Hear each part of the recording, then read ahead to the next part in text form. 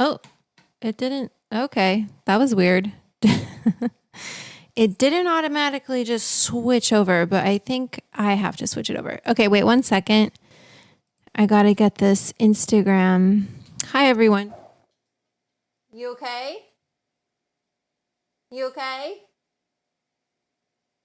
Sorry, the dog made a weird noise. Let me go to Instagram. Hi, welcome. Welcome back to the Wednesday Sesh. Thank you for understanding last week. And we are live. This should be all good. I just want to double check the YouTube looks good. Okay, we're all good here. So today we're going to talk about RSO, aka, well, there's a bunch of names up for it, but RSO is the name for Rick Simpson Oil. It's short for Rick Simpson Oil. Yes, my cookbook's right behind you, How to Eat Weed and Have a Good Time. And I actually have to set up the board before we jump into this topic today because I got to put Club Sesh on the board. Yeah, treat yourself. Hey, listen to your name. But my book link is tagged right up top there. If you don't mind ordering it from Amazon, I do get an extra commission from it. So I don't know if that makes you feel a little better. What's up? Did you eat that whole thing? Yeah, you did. Are you a silly goose? Yes, Bonbon. Get out of here, you. She always wants more. She's like, give me more. I'm putting a different chamber on this Puffco because I think I just need a new, is it 3XL? I don't know what it is, but a bigger chamber. I need a new one. Hi. Yes, I gave you treats. Yes. No, you don't need nothing else from me. It's not dinner time. She's very needy. Bonbon. I guess I could set up her little farm thing. So the book is like $24 or $16 for the digital version, which is actually really good. Hi, Jason. Welcome. And hi there. Hi, Panther Doer over on Twitch. Welcome to my stream. I'm going to put on the board. Okay, so I put a smaller chamber on my Puffco.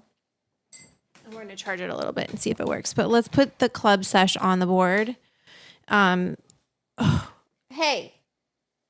you can't boss me around right now. No, you can't. You can't boss me. Ugh. She really wants to boss me around. Yeah, it is time to smoke. But it is, first of all, I need to get the Club Sesh on the board. Sorry, didn't have the time.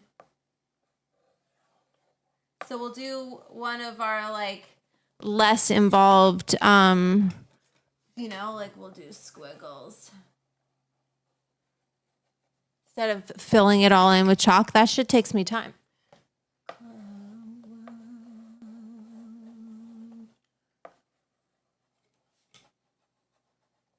If you want to get your name on the board in cursive,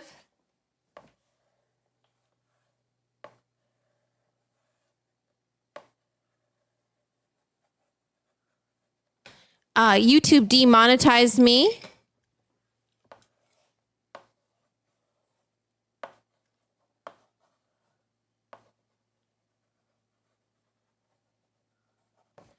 Because I talk about weed.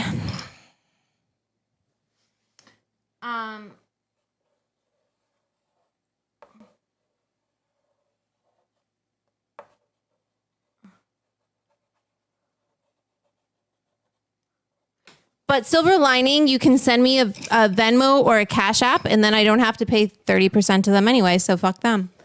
We're doing it.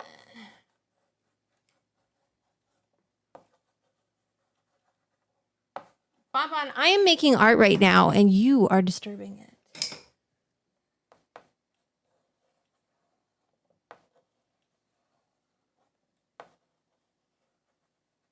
So send over those super chats, and I'll put your name in cursive on the board, and I will take a boop.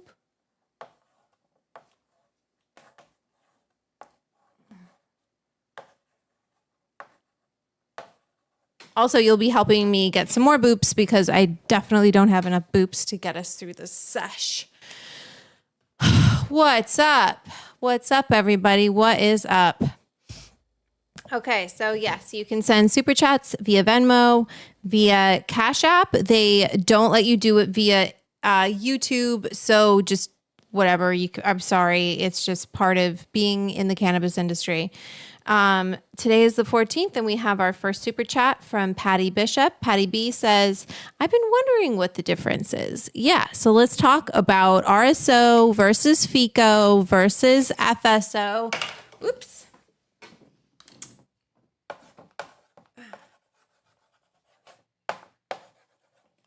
Patty B on the board. Thank you for the super chat. I'm going to drink some water too. Hey, Bonbon. Okay, let me do her little farm thing.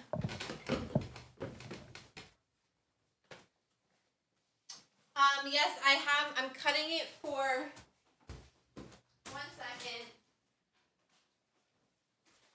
So I did record it on my B-cam, and I'm going to edit it for the Patreon, the longer version of the lasagna coming together for Rootman. I don't know if you're a member, like a paid member of my Patreon, but that's where that's going to go. And hey, big announcement. Hi, Fraggle. Hi, Petra. Big announcement, you guys. Hi, Patty Puffer. Big announcement. So the Kitchen Sesh live streams, we're going to try a different way of doing things, because basically, like, the whole goal with it was to like sell books, and the streams were always only for Patreon members, right? So we're going to do we're going to try it out this Saturday and see how it goes. We have a free stream this Friday for everybody. And then on Saturday, it's going to be an hour free for everybody. And then in order to watch the rest of the sesh live, you have to join my Patreon.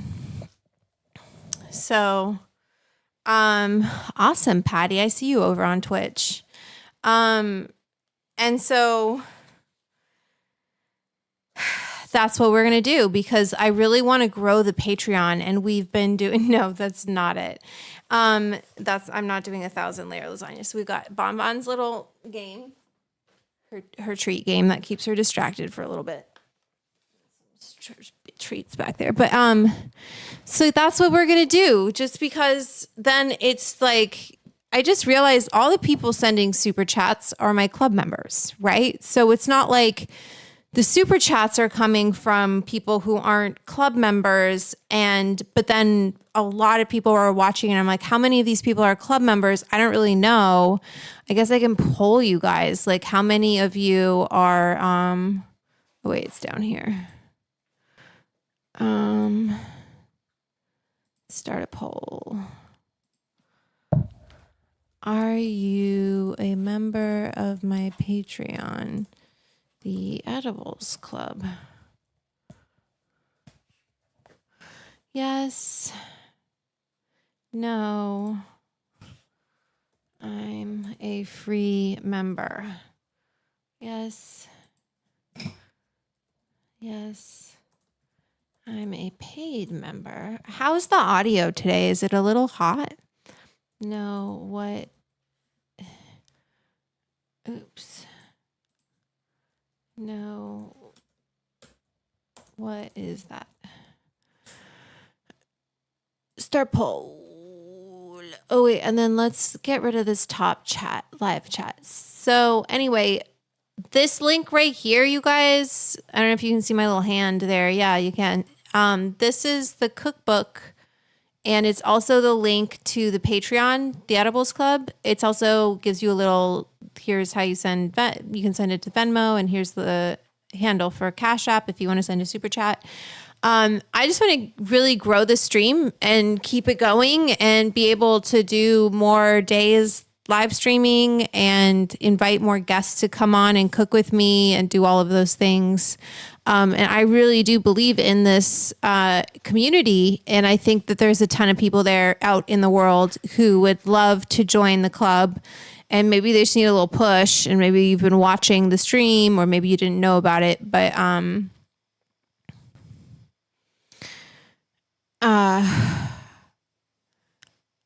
hey, Groovy Doobie Dude, we are, bro, I just started the stream 12 minutes ago. We're going to get into Rick Simpson Oil. So just calm down.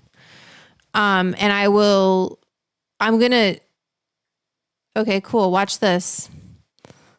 I'm going to put you in timeout because you're being annoying. Confirm. There we go. Okay, so you can come back in 10 minutes. Don't be so annoying, Groovy Doobie Dude.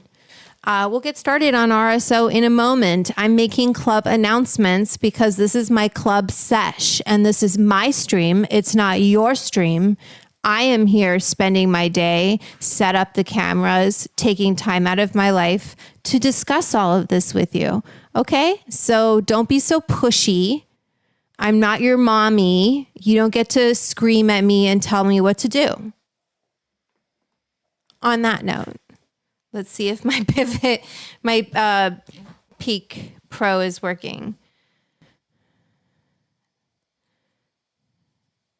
How many of you guys are here because you like it when I scold people? Mainly the bros.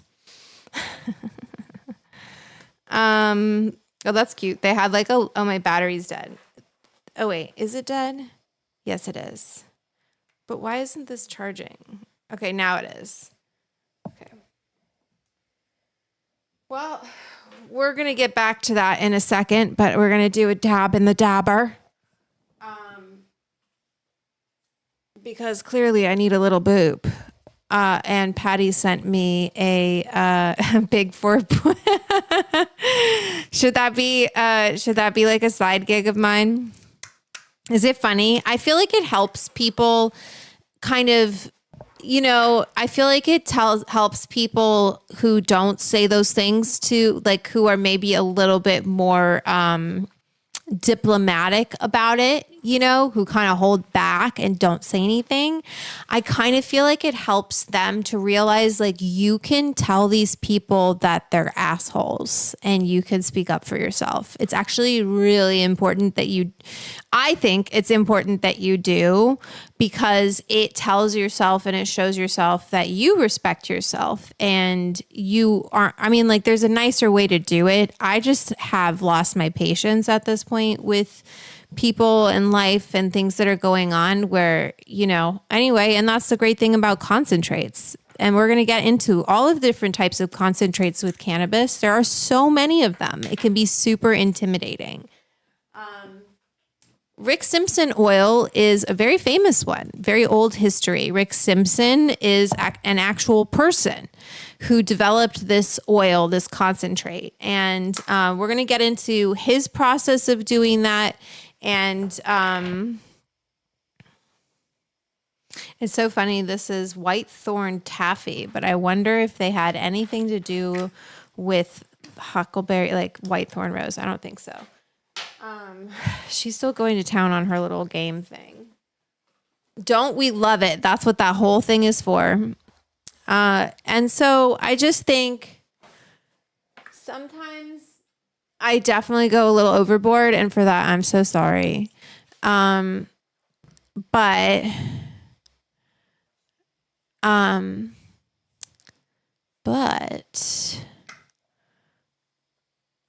I don't know. I get distracted. You just got to deal with it. If it's going to upset you, this is not the stream for you. I'm going to edit this down to be more, I'm recording this. I'm going to edit this down to be a more concise video. at a later point, right? And so it won't be so rambling. But at the moment, we are live. I am sitting in my living room in Los Angeles and,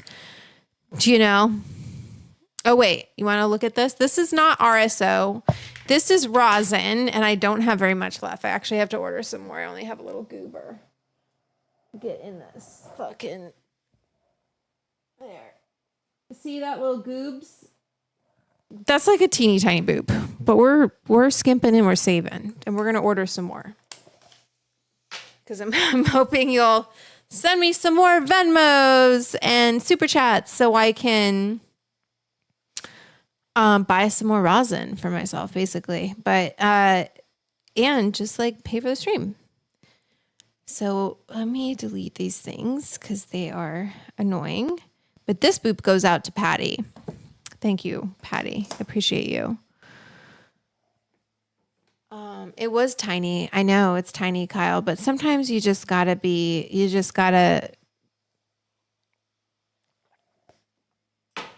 I don't want to take a massive, I can't take a massive boop right now.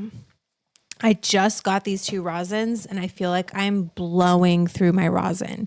And that's the thing with concentrate. You can really build up your tolerance to cannabinoids with it. This rosin was this is Punch, right? So Punch is kind of a bigger brand here in California, in Los Angeles specifically. And so they aren't vertically integrated, meaning they don't cultivate and then make rosin. They specifically just make rosin, and they work with different farms to get the material to turn it into rosin. So they're working with Lifted Organics, this is so small, Matoli Valley Sun-Grown. And the strain is Punch, Valley Grove, Lifted, Matoli Valley. Okay, so it's 4 different people collaborating. That's a lot of fingers in the pot. Whitethorn Taffy batter. So a batter is like they whip it. It's kind of like candy making, which is interesting. But these concentrate makers, I talk about this. She is going to town. I talk about this in my cookbook, but there's a section on cooking with concentrates. And it's kind of like people keep asking me about it. Or like, do you have something on cooking with concentrates? And like, once you understand what a concentrate is and which one is decarbed and which ones are decarbed and which ones are not, which there's a chart in my book on which concentrates are here. It's a cooking with concentrates section, right? And so that was what I originally wanted the entire book to be, was about cooking with concentrates. Rick Simpson was on Renegade Broadcasting. I didn't know that. That's really cool. Public sidewalk user Rick Simpson said flowers should cost only $10 a kilo for outdoor grown indica dominant strains if we were seriously growing this for making RSL for people with cancer. Well, I hate to break it to you, but people are not doing it for that. They're doing it for money. And especially with like cancer, I really do try to just kind of stay clear of giving any medical advice when it comes to cannabis, just because I'm not a medical professional, but we can look into this.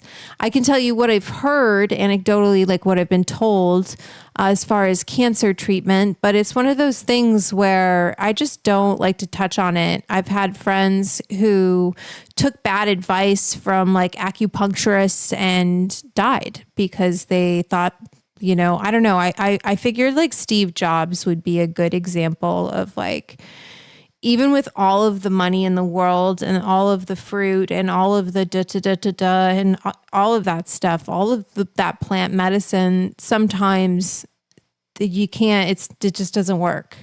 And it's important. I don't know. I believe in Western medicine and I believe in alternative Eastern medicine, different types of, I don't believe in homeopathic.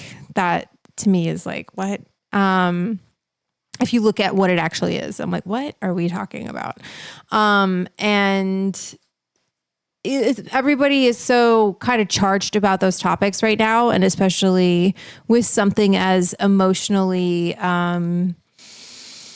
just something as scary as cancer. I just try not to make any claims. Okay. So that's what I wanted to just kind of talk about. Yeah, Michelle, it is like the consistency of whipped honey. Batter. I'm sure he did. Okay, we're going to get into all of this public sidewalk user. Can you give me a second to just like jump into all of this stuff? You're like very excited to talk about this. I'm happy to talk about it. What I want to know, so when we're making concentrates, and one of the things that you'll see in my cookbook in that chart is whether or not it's solventless or using a solvent.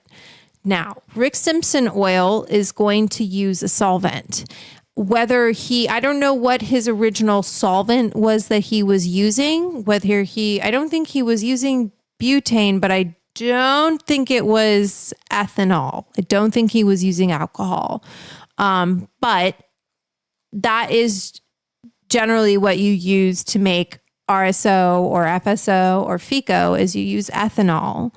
And that high proof, like just pure ethanol, strips off the resin. You know, the trichomes, they excrete resin. The trichomes are these glands on the sexual organs, the flowers. We smoke the sex organs of the plant. I'm going to do this dab too. I'm going to smoke some of the resin, and there's different ways to get it off, right? So you can either smoke the whole plant. You can light the flower on fire and that'll ignite the resin that is on the flower. You can vaporize it too, right? So heating it without combustion. You can take a solvent like alcohol, ethanol, or butane is used also. And so that'll give you BHO, which is butane hash oil, right? I guess I don't want to say BO, but butane oil would just be if they were starting with flour, but usually they're starting with hash. So you already you've removed some of the plant matter during the process. And what I'm assuming is you'll get a cleaner product in the end. Now, I'm not a concentrate maker. We've had Rye come on and talk about this a little bit, but well, why isn't it here? There we go. But it's a very, it's constantly evolving. Was it alcohol early on? I don't know if I heard he wasn't doing alcohol. I heard he was doing like something else. Oh my gosh, Jake the Flash. Has anyone ever told you that you look like Meadow from The Sopranos? I want to say every day, but it has gone down a little bit since I dyed my hair again.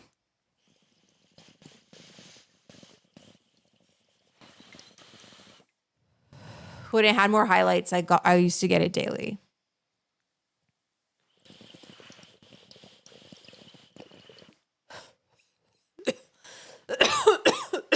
So, Fruitman, you're talking about solventless extraction.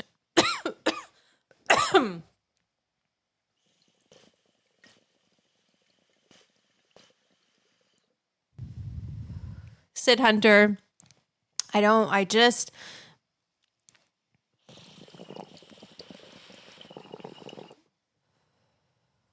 There's different kind of, this is my natural color, but it was it was highlighted, it was balayage, whatever it's called.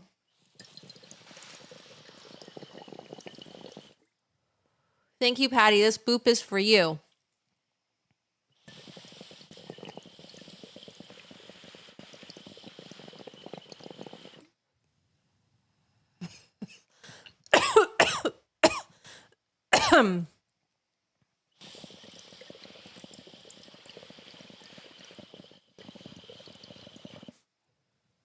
So this is the Dr. Dabber Switch 2.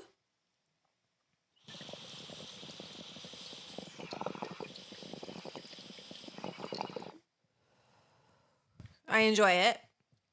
I do one long boop and then I do a short boop. Mainly because I'm just like, I want to get every last drop. I don't mind a little CBN.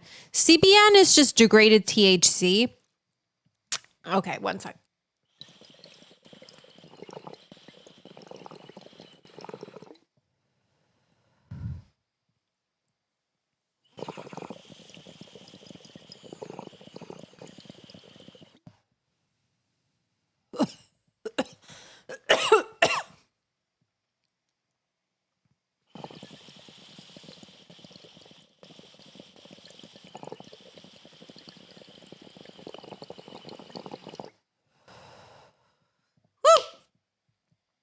And I'm right as rain. Right as rain. What does that even mean?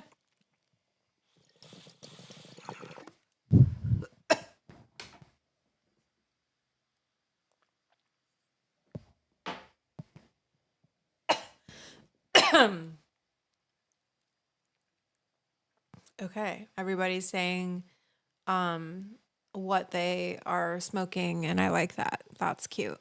That's cute. Okay, so let me see. I'm a paid member. We're gonna end this poll now that I've.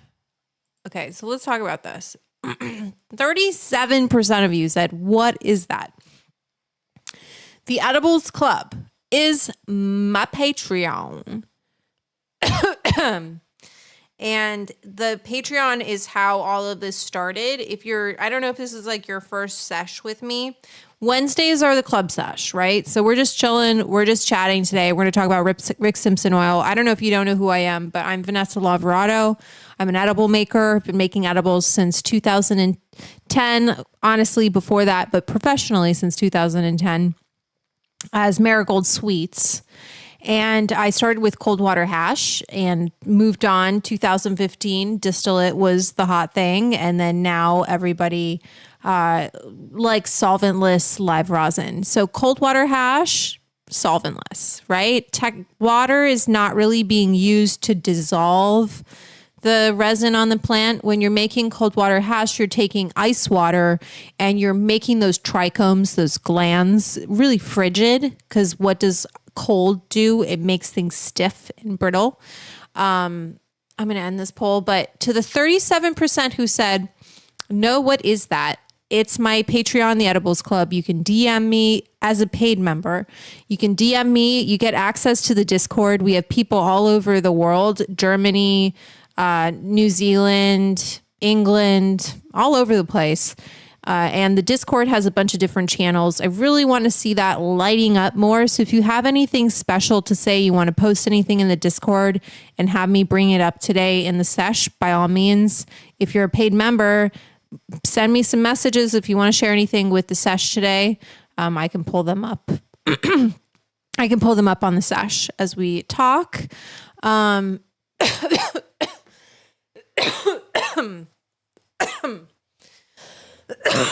Excuse me. That was a big boop. Not really big. Oh, and then let me get JJ up on the board. The finished lasagna looked amazing, even though it was a pain to make. Thanks, JJ. The lasagna was really good.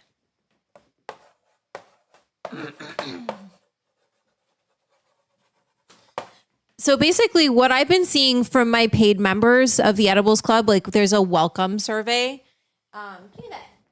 What is that? Sorry, the dog wants to play.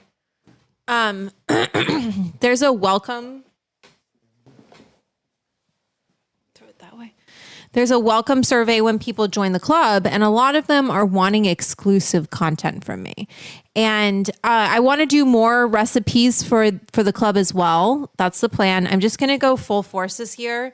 I'm going to be honest, I got into a little bit of a slump during the holidays, and I just kind of felt like, I don't know, I just felt overwhelmed. I was like, shit, I felt like I did so much, and I wish that I was like, the club was bigger. I just want more members. I want to I want to be like, yeah, we have this many members. I can go here and we can do this. I can hire this person to do this. Because the more members we have, the more shit we can do.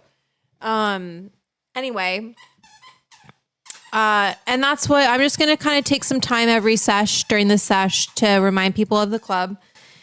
So you can DM me and that's where you can join. The link is in the pinned comment right here. You should check it out at the very least. Check it out. And the very, very, very least, sign up as a free member. You're not going to have access to the Discord, but you will just kind of get notifications if you want to know when I'm live or if I post anything. Like I have a cooking course in San Francisco coming up at the San Francisco. I don't know why I said it that way. San Francisco at the San Francisco Baking Institute. So if you want to come, I'm speaking, and there's chef. I'm sorry, I forgot. Stoner. I forgot who I'm cooking with. Emily, I know. Miyuki, Chef Miyuki is the bread, like really talented bread pastry chef. Miyuki Togi. I hope I'm pronouncing that correctly. And Emily Gogol are teaching the course. I mean, they're teaching my book for the course, and I'm going to speak. And so if you get a ticket, you get a book, and I'll be there. It's a 2-day course. Give me that. Give me that. It's her koala bear. See, you know, koala bear. Get it. And sorry. Anyway, so if you want to learn how to cook with cannabis in person and make bread, it's a really awesome course. So if you want to learn how to cook with concentrates like RSO and the different concentrates we're going to talk about this evening, you can. Thank you, Madam Dram. Nice to see you this evening. You can get my cookbook. The link for this is up top, and there's this whole section on cooking with concentrates, and I talk a little bit about it. I don't really talk about RSO because, to be honest with you, people don't really call it RSO in California anymore. It's either called FECO, full extract cannabis oil, or FSO, full spectrum oil. It's made with ethanol as the solvent. So the alcohol takes that resin. Just think about cleaning, you know, something sticky, something oily. If you take an alcohol, it's going to strip it off, right? That's how my brain works. I think about it like cooking and I think about it like cleaning. You're just trying to dissolve that resin. And so you can dissolve it using a fat. Hey, that's where I'm here. And we also cook with alcohol all the time. It's great in fried foods. You really want to be careful when you're heating it. So just be mindful that alcohol is highly flammable. But it's great for extracting the resin from the plant. Then what you can do, so once you've taken the alcohol, right? You wash the plant with it, or you wash the hash with it, and you're left with this infused ethanol. Okay. Ethanol is highly volatile.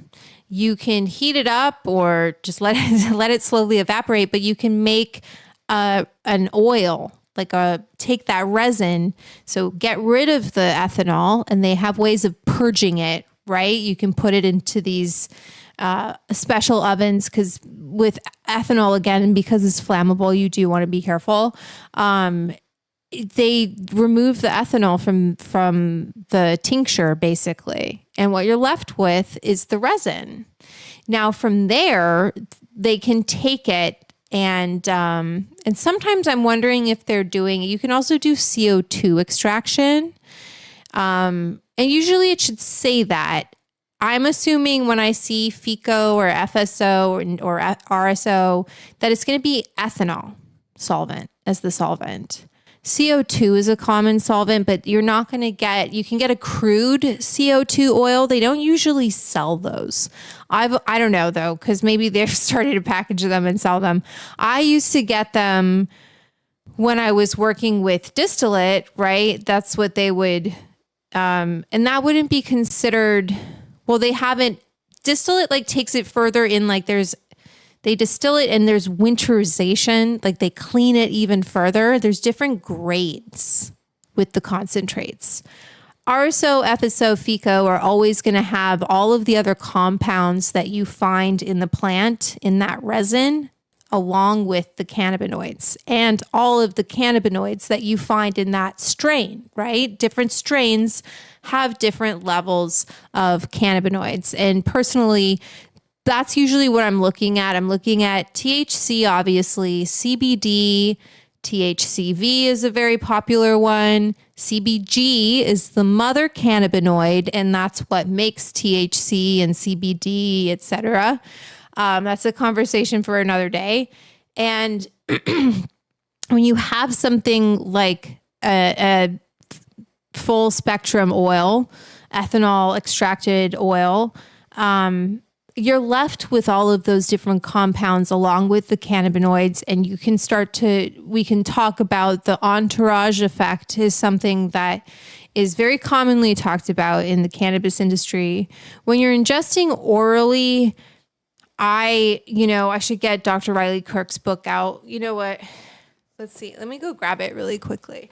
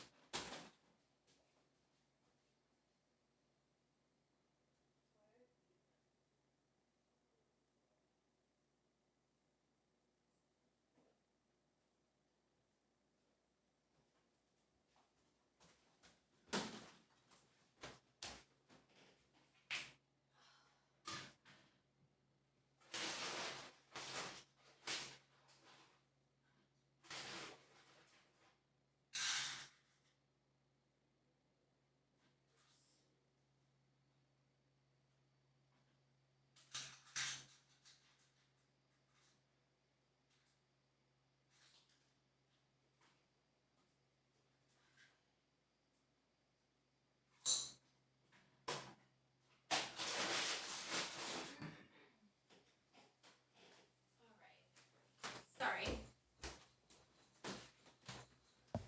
Oops. I just wanted to feed my tiny dog. So rosin is different. Now, rosin, what they're using instead of a solvent, right? So that's a solventless concentrate. When you have rosin, what I'm smoking, there's no solvent. And so they're using pressure and a little bit of heat to squish out the oil from hash usually when you're when you're at a manufacturing level of rosin. But you can make rosin, take some flour. People have done it between a hair straightener, if you're desperate enough. But let's see what Dr. Kirk says.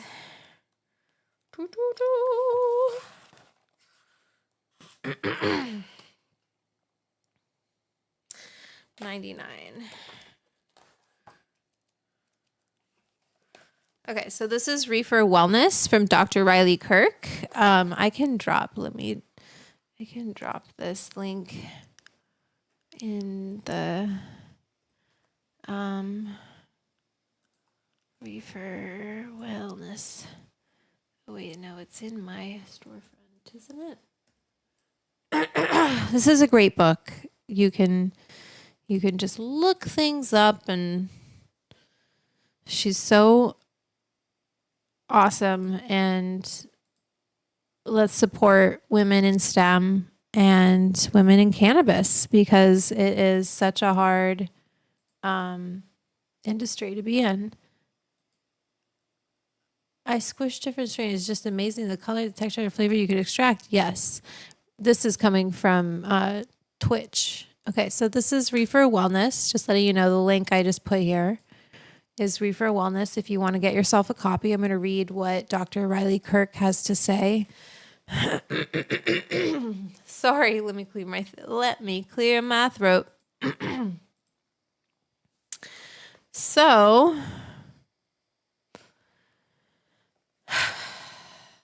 where is it?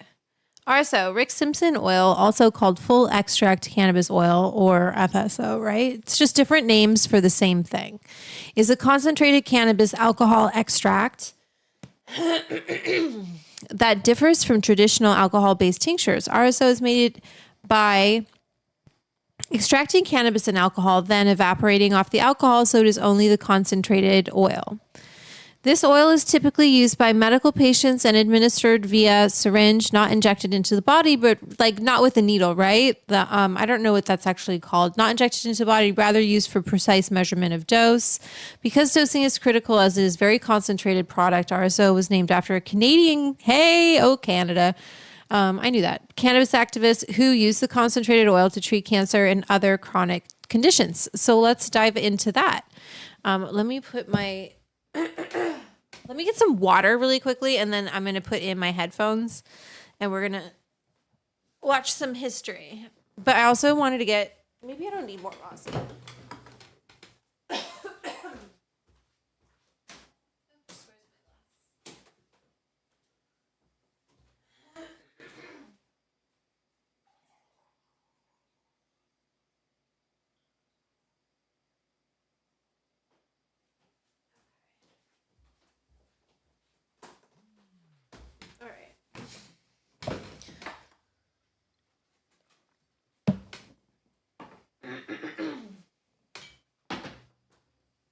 All right, so now I wanted to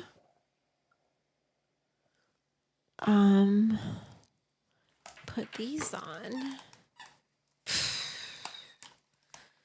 This dog, man, this dog. He says he renounced his Canadian citizenship for why? Don't tell me he's Canadian MAGA. Is he a Maple MAGA? Don't tell me.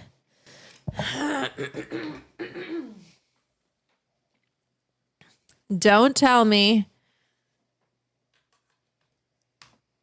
Are we going to learn about Maple MAGA? I hope I can hear this, and I hope you can hear it. So I didn't check the watch scene, so please stand by. Okay, there is nothing there. So let me get a new window.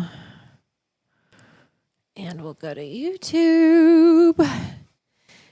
Listen, little lady, where's your toy? Where's your toy? Where is she? Where's your koala? Huh? Make sure this is good. Not too long. No, it's not playing into my headphones. Let me switch to my headphones.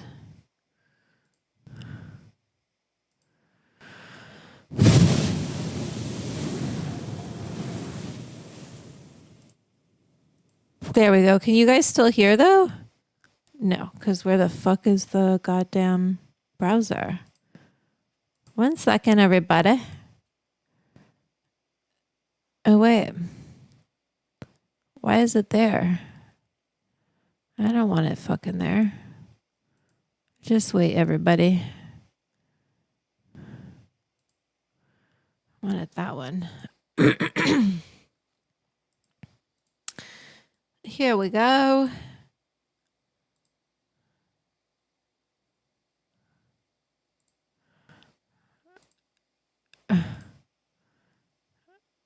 Okay, just 1 second, and I want to change it over here. Boop. Oh, wow. Why am I so big? Here, I don't need to be this big.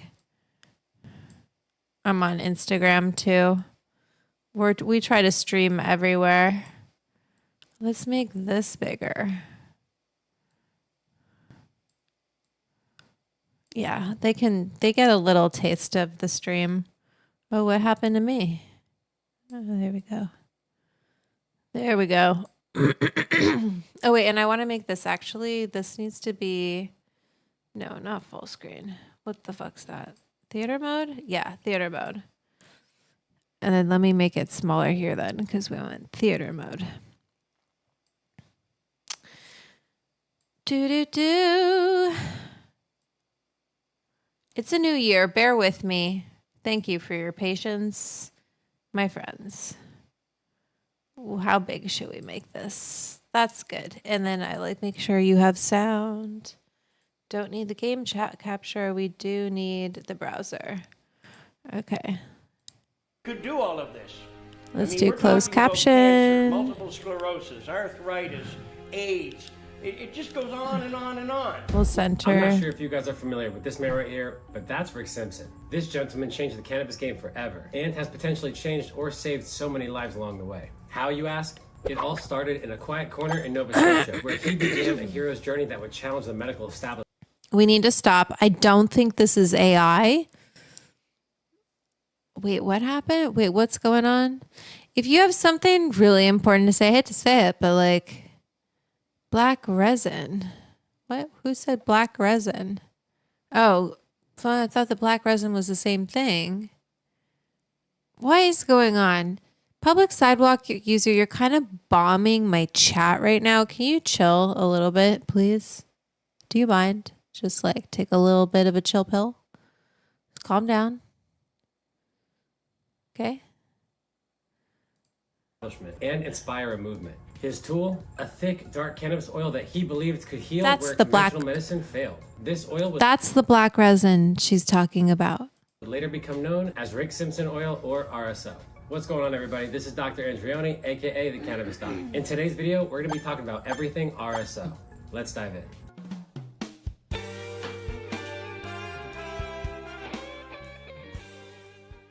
All right, guys, to start, this is purely academic and educational in nature. This is not medical advice. This is my best attempt to summarize all this information and create something cool for you guys. And with that being said, RSO has been said to be one of the most concentrated, most powerful, and most versatile medical cannabis extracts on the market today. Per leaflet, there's very little it can't do, and a lot it can do for both patients and stoners. Per Rick Simpson's website, Phoenix Tears, the term Rick Simpson Oil, or RSO, refers to extremely potent decarboxylated extracts produced from strong sedative indica strains. So during the process of cooking, like the ethanol, evaporating the ethanol, you're decarboxylating as well. I'm assuming you're making it from, unless you're making it from decarboxylated flour. I always thought that the process of making Rick Simpson oil would decarboxylate, but I guess I haven't lab tested that. Which have been said to have THC levels in like the 90% range. It also states it is harmless, non-addictive natural medication. Little side note, THC is addictive. Anything that messes with the dopamine or reward pathways is addictive. Can be used with great success to cure or control cancer, MS. Okay, well, addiction is really, for somebody to do their own personal what is that called?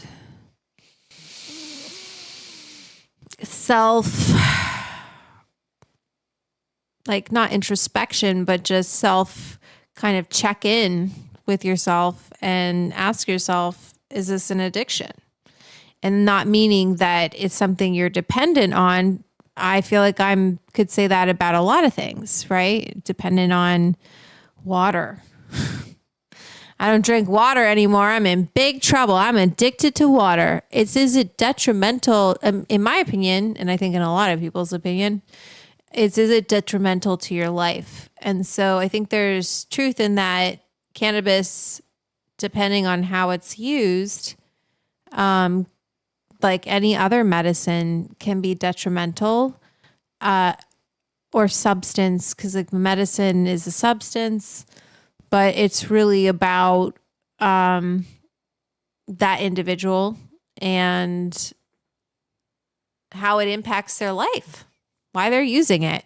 I know the alternative for me, as far as the reasons that I like to use cannabis, and I prefer this. So I don't know. I guess that's how I look at it. Let's keep learning. Pain, diabetes, arthritis, and the list goes on. And just about any other medical issue that one can imagine. To be clear, that is what he says, that is not what I'm saying. And there's a lot to unpack here, so let's back up a second. Who is Rick Simpson, and how did this all start? Let's hear it. From Nova Scotia. Was a normal guy. He was a maintenance engineer living in Canada, just minding his own business. And I believe at this point, he had never used cannabis. But it was one day. He talks really weird, this guy. I'm going to find a different video. This guy's like freaking me out. I'm not going to lie. Rick Simpson. Yeah, let's see. Rick and me, 41 minutes. Croatia. Why is he living cannabis doc? That's what we were just watching, but Rick Simpson. Oh no, he's still alive, you guys. This is 6 months ago. Can marijuana. Let's watch this. I mean, I hate that they called it that, but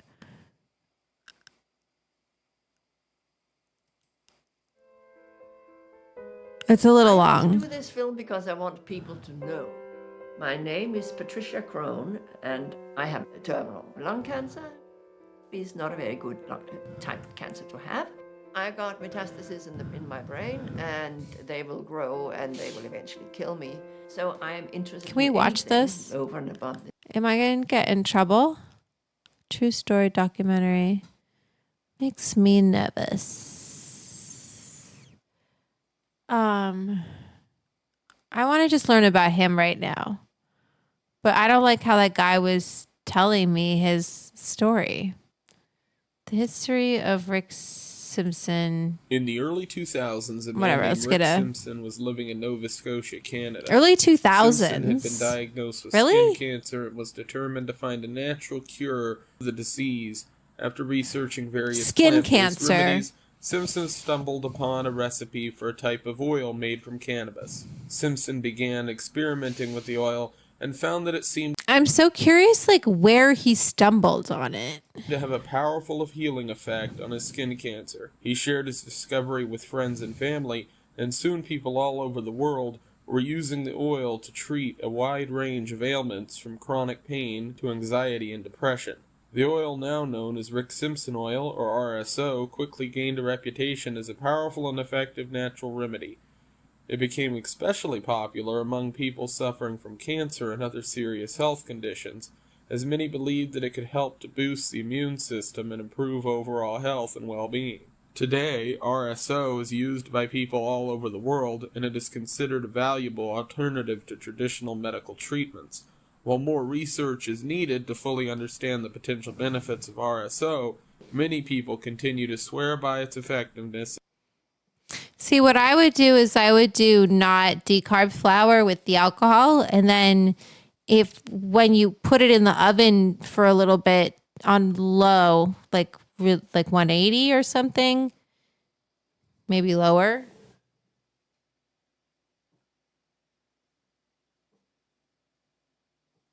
Sorry, the dog is barking. Yeah, he rubbed it on his skin cancer. I guess he had skin cancer in the okay, no. It's 5 years ago. I don't want to watch these like Inside Edition. Let's see this shit. And just that quickly, Riley Maidler takes her medical marijuana. I take it 4 times a day, one in the morning and then during lunch and then during dinner and then at night before I go to bed. The 13-year-old from Delaware says cannabis oil has helped treat the tumor. 200 milligrams per milliliter. I wonder, 200 milligrams of what? Sunshine Botanical Oil Blend, non-GMO.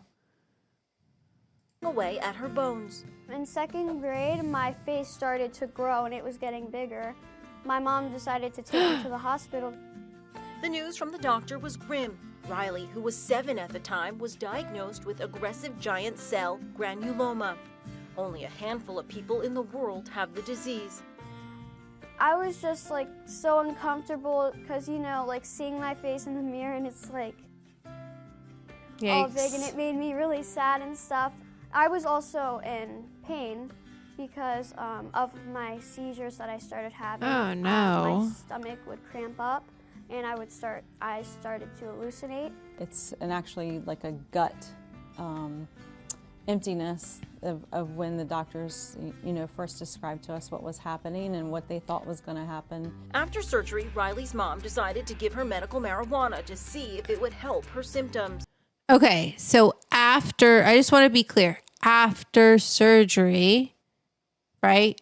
She's using it for her symptoms. I was so scared. Anytime you give your child any kind of new prescription, you're scared because you're looking for those side effects. We just researched a lot and came across, medical cannabis as a possible alternative that could help her heal. And I couldn't find anything that was detrimental with using that. The tumor, it shrunk. The seizures, they stopped. It's way smaller than it was before. Okay, but what I want to know is, like, what is she using? Like, cannabis oil is such a blanket term, and that one said non-GMO, so that makes me think it was hemp derived, right?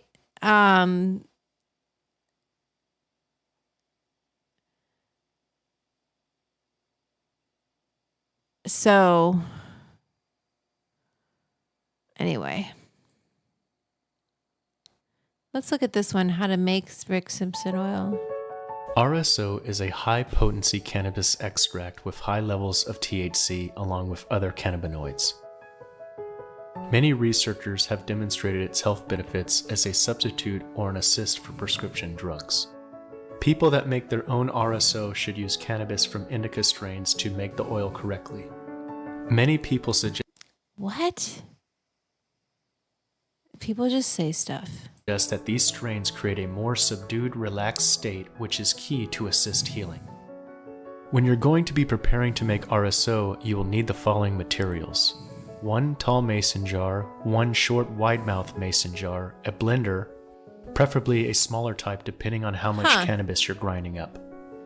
You will need a basic crock pot, 1 full jar of 100% 200 proof grain alcohol, 1 fine cheesecloth for straining, and lastly, you'll need your cannabis.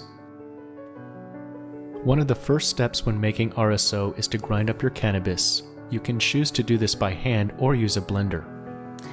When you're using a... Okay, so I would just break it into smaller pieces. That's all, just to help the alcohol get around it. But if you grind it up, you're getting a lot of resin on the grinder itself rather than just straight, just put it right, just get it in there. Just get the alcohol on it. blender, be sure to only fill up 1/3 to a half full so that the cannabis can blend evenly and not jam up on the blender. Make sure the lid is secured and tight.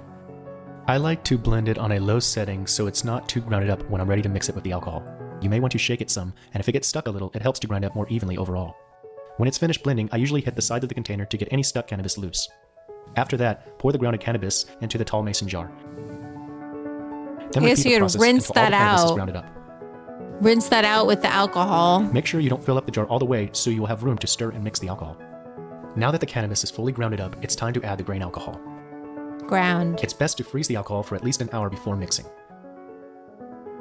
You should also pour some alcohol into your blender container to get out any remaining cannabis. See. Shake hard and then mix it into your final container. What'd I say? You want to be sure to add just enough alcohol to barely cover the top of your grounded cannabis. So this will give you now, and there's like argument.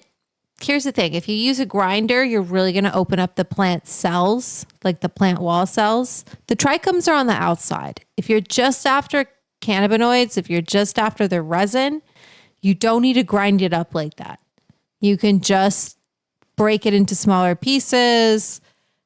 It's just not necessary. That's going to break open the cells. People argue, I don't know. I'm not a medical expert and I don't know what the other compounds that are within the plant cells, how they help medicinally. As far as psychoactively, they do nothing. Flavor-wise, they add a lot of bitterness.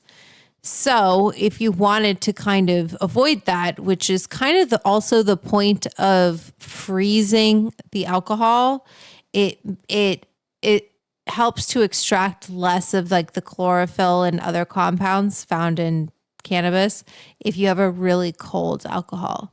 But if you're grinding it to shit like that, you're kind of defeating the point, and you should just use room temperature. You'll get a better extraction. Hi, Can Oil Queen. Take your stir. In my case, I used a juicer tool and some chopsticks. Oh my God. And mix the two for about 2 to 4. If I showed this to the dank Duchess, she would be like... 5 minutes. Make sure there isn't a bunch of cannabis stuck to the sides of the container when finished. Put your lid on tightly and place the final container in the freezer anywhere from 45 minutes to several hours. At least... After you've frozen your final jar for at least 45 minutes, you want to... I will say this. At least he's not doing like, you gotta infuse for 2 days or whatever. Grab your cheesecloth and place it on top of the short wide-mouth mason jar. It's good to make a pocket for when you're pouring your juice so that you'll have plenty of room to catch the excess cannabis. You should make sure everything is secure by placing a rubber band or rope around the jar with the cloth. I double-tied the rope I was using just to make sure it's like that nice and ethanol, that 100% ethanol, it's getting it all, stripping it. And also you don't like, I don't know why he made it so cold. Cause I'm like, there's no water in it. It's just straight up ethanol. Like, don't you want it to just do its thing? But whatever. I'm not the concentrate maker. Gradually And pour your juice into the I gotta cheesecloth say, until like, neither is this guy, but everything is gone from the tall jar. You may have to scoop the rest of the grounds out with a spoon or by hand into the cloth. there's this misconception that like the more green something is, the better it is. Yeah, you're gonna like juice the plant basically. You're getting juice and you're getting I ended up using some more cheesecloth and another jar to strain all the cannabis grounds completely. Once it stops dripping on its own, I twist up the cloth so that That I can is so strain the much remaining cannabis juice cheesecloth. without getting any grounds in the jar. Am I the only one who's like super precious about cheesecloth? I don't like to use too much cheesecloth. I don't know why. It just feels so wasteful to me to just be like, yeah. Right? Okay, cool. Can oil queen. I was like, I don't like, why are we chilling 100% ethanol? I understand for a lower proof because you have water in it, right? So you're trying to get the water so cold that it doesn't do anything. You don't. That's the point of putting the alcohol in the freezer is the water gets really cold and the goal is you don't extract. It gives you that golden dragon is what it's called versus green dragon when you use room temperature alcohol. But with that, like straight up ethanol, like is fuck. And again, like he ground it to shit. So it's going to be green as fuck. And it is. This process can take up to 10 to 15 minutes depending on how much you're working with. Oops.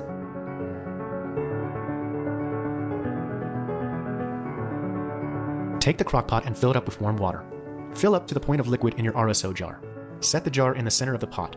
Huh. We're going to do the Okay. cooking in a well-ventilated spot. So just like, yeah, well ventilated because you want 100 proof, only 50. No, he used, I thought he used 100% ethanol.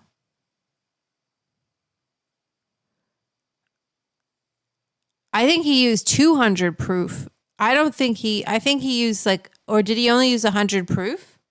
Fuck.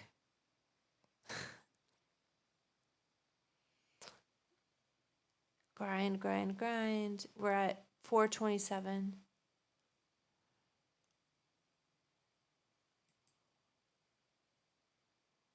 Where the fuck did he talk about the alcohol? Here? All the way so you will have room to stir and mix the alcohol. Now that the cannabis is fully grounded up, it's time to add the grain alcohol. It's best to freeze the alcohol for at least an hour before mixing. You should also pour some alcohol into your blender container to get out any remaining cannabis. Did he say at Shake the hard beginning? and then mix it into your final container. You want to be sure to add just enough alcohol to barely cover the toppings. Wait. People that make their own RSO should use cannabis from a food relaxed state, which is key to assist healing. Supplies. When you're going to be preparing to make Let's RSO, look at the you will need the following supplies. materials. 1 tall mason jar, 1 short wide mouth mason jar, a blender, preferably a smaller type Yeah, he depending on said how much cannabis you're 200%. grinding up. You will need a basic crock pot, 1 full Okay, jar Bob. of 100% 200 proof grain alcohol, 1 fine Thank cheesecloth. you.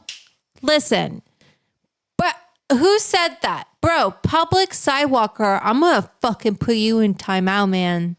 I'm going to put you in timeout. You are not chilling, bro. Just let me do my thing. Send me a super chat and I won't put you in timeout. How about that? Send me a super chat before commenting again. Bruh. Fucking let me do my thing. Here, I do it by the window. For safety reasons, you will need a strong fan since you want to make sure to blow the alcohol steam out. You want to run your crock pot on high with the window open. I set it as white rice, but it actually doesn't matter. Now you Oh. can take a break and let it boil. It usually takes about 3 to 4 hours. Water Periodically bath. check on your RSO. So you don't need to do you could just put it in a water bath. You could do a bain-marie if you wanted to.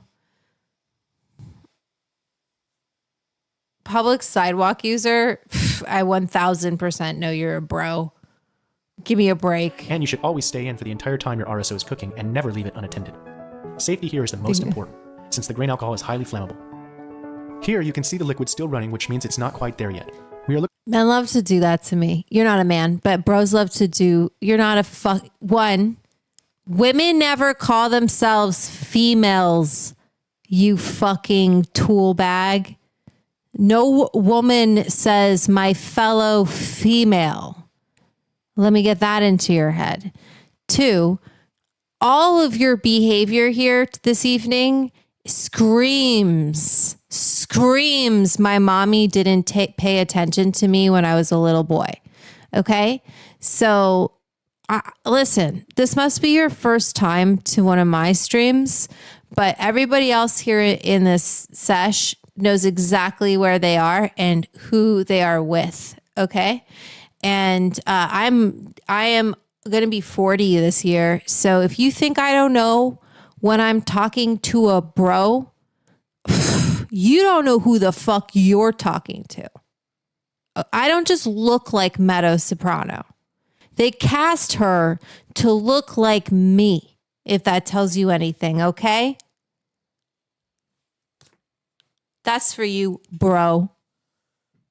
All right, where's that super chat, man? Venmo or Cash App? Venmo or Cash App? Venmo or Cash App? 2 at Edibles Club, or you're going to be kicked out. Oh, I saw that. I'll get the troll out of here. Anyway, shut the fuck up. Looking for something really gluey and thick. The liquid you see here contains grain alcohol, which is bad for your health if you digest it. However, when your RSO hits this stage, you should watch. And guess what, baby? Patty B. And guess what? My fellow woman, my fellow fucking woman, send me another super chat, because that's who supports me and my fellow men, which you are not. You are a bro.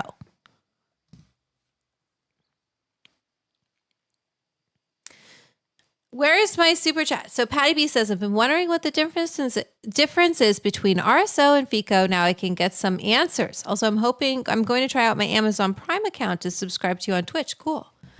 I don't know what that means now that you're on Twitch as like a subscriber, Patty B.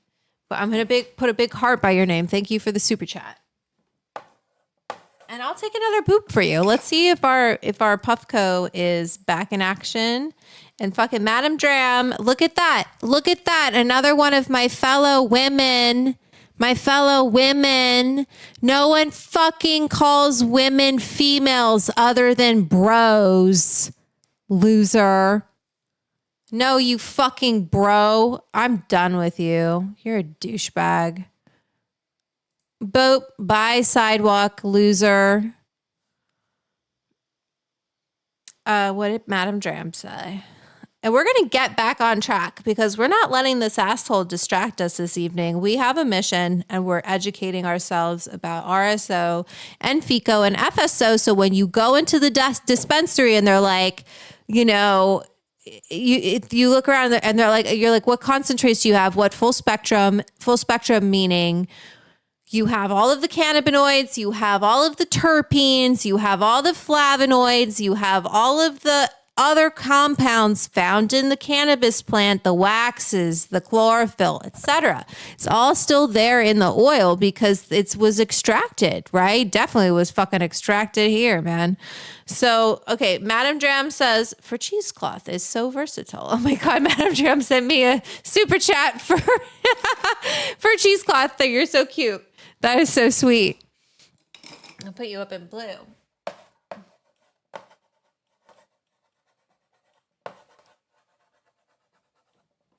I also just like don't feel like it's necessary all the time. Hi, Felix. I know, right? Bye, buddy. I don't think he was our buddy. I think he was an asshole. Anyway, just like go and like learn more. Go and just like go and be curious about who you are and why, you know, you're annoying to women and to me specifically, why I clocked you so quickly, right? I bet I'm not the only one. I don't know. Can you still watch? I guess if I hit him from the channel, I don't know if he can watch, but I wish bros like that would just stay curious and be like, why do so many women dislike me? What's that about? It must be me, right? It must be me. I am curious. Like, I think to myself, why do I piss off so many bros? Why do they love to kind of come in to my sesh and just like whatever. And I think it really like it boils down to, I want to put B-roll back in the scene. I think it really like boils down to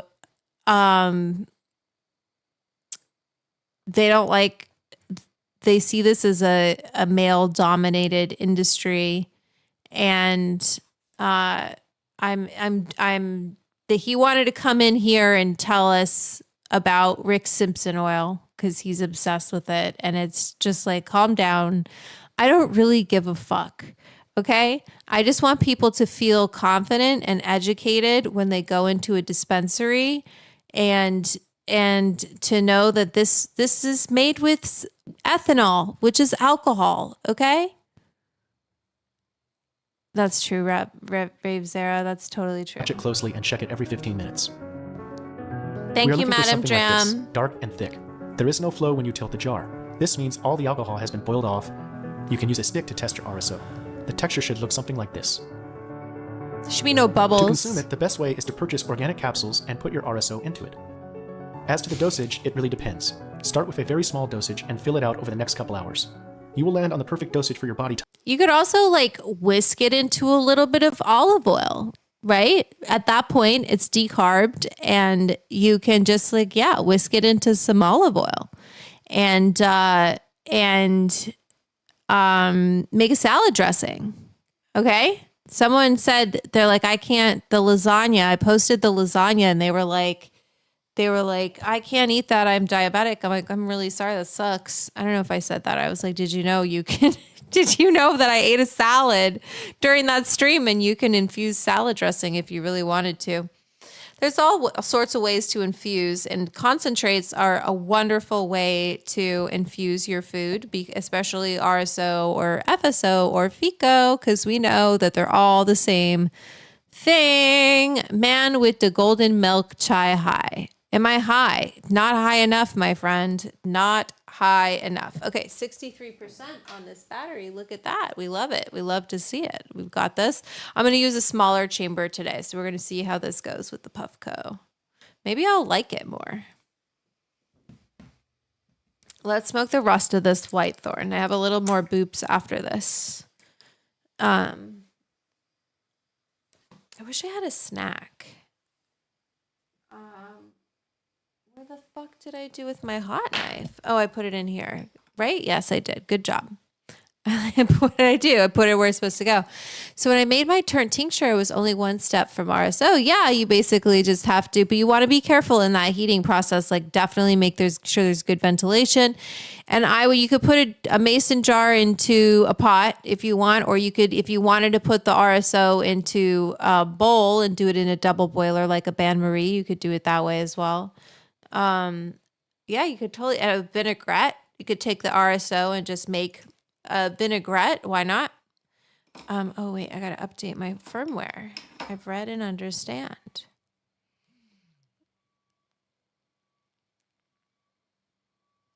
Okay, I'm not gonna do nothing. It's going faster. It was like only at 5%. You know what I would love to eat? What do I have? I have an apple and I have some brie. I could eat that. You know what I have too is I have some of those cookies still from Christmas. Are degradation products and chlorophyll-related plant waxes and RSO considered a health concern? And how does this compare to cured rosin? Like degradation products, are you talking about products? I know you're talking about products. Degradation of cannabinoids or other compounds. I don't know what happens to degraded terpenes. I was talking to Dr. Riley Kirk, bringing her up again because she's cool. I was talking to Dr. Riley Kirk about CBN. So CBN is what happens when THC degrades. And it turns into CBN, which is not bad for you. It's just, I was always told it was soporific. You know, that's literally the word I use in my cookbook. And that's how it's marketed and sold. But really, it's just less potent THC. that was the study that I found. I was talking with Dr. Riley Kirk about it. Someone shared it with me on Threads, and I was like, thank you. This is awesome. I love to see something like this. Let me see if I can pull it up. I think I can send it to myself. Riley. Let's look at this together so we can all look at it. So CBN is like, you know, people like to say it's for sleep. Is it for sleep? Who knows, my friends? Oops, was I not supposed to get out of the app? I did. Whoops. Oh, it's connecting. We're cool. Cool, Peak Pro, because I have had to do some shit. Okay, cool.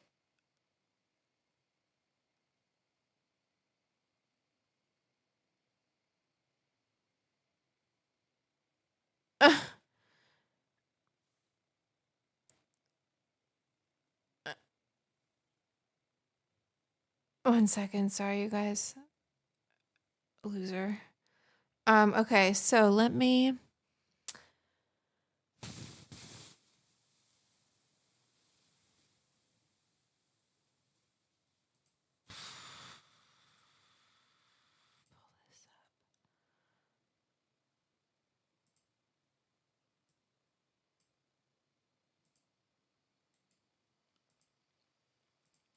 I'm just getting up an article. Friends, don't worry. Copy.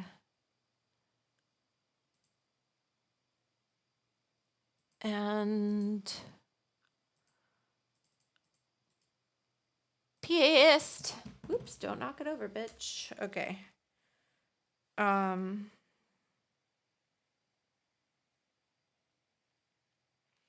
wait, pairing failed. What the fuck? What do you mean pairing failed? No, it didn't. You lied to me. Okay. Where's my boop? Where's my boop? So this is an NIH. Okay, so CBN and sleep. Cannabinol. CBN.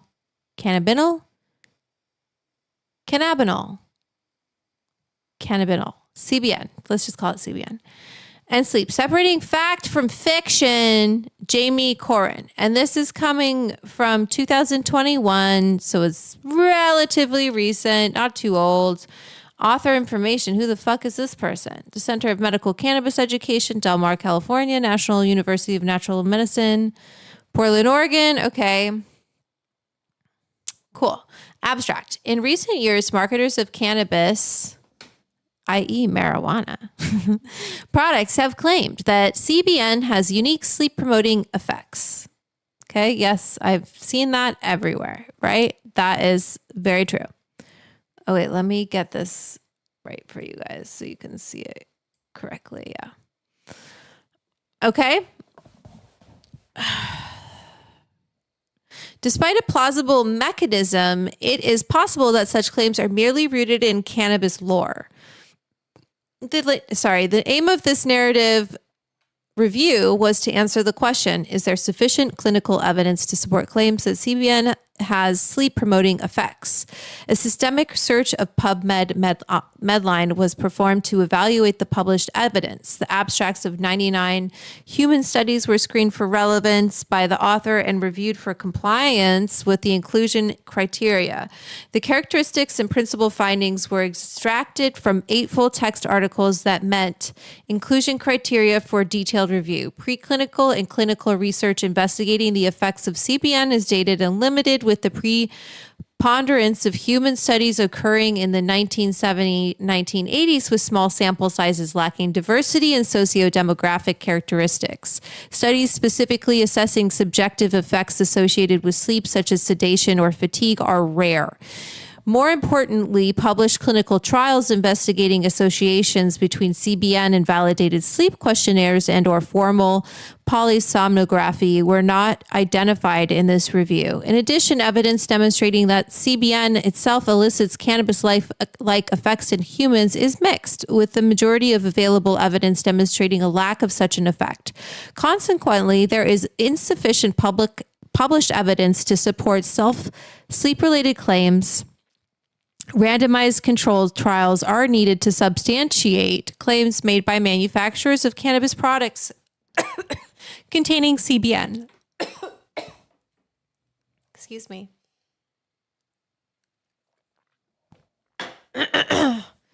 These studies should specifically evaluate its effects on sleep through polysomnography or at minimum through validated sleep questionnaires and use dosages significantly higher than those found in currently available cannabis products and marketed for sleep.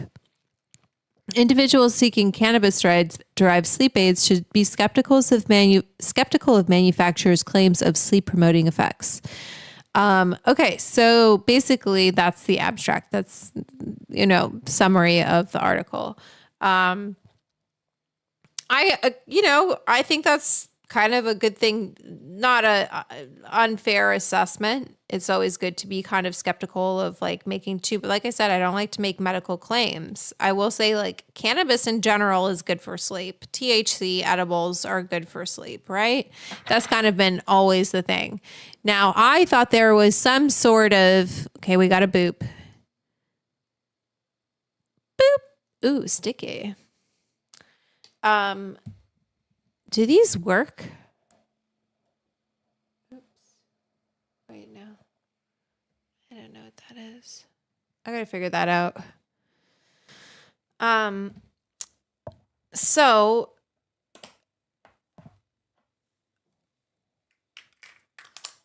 yeah, let me tell you what Dr. Riley Kirk said. So I sent that to her and she said this. This is Dr. Riley Kirk. Hopefully she doesn't mind that I'm sharing this. I doubt it, but these are her words and she's very smart. So my general take on CBN is it's almost exactly like THC, but less strong, which is great because THC is good for sleep, but it's really not a novel mechanism. And what she's saying by that is like, there's not something in CBN that is specifically,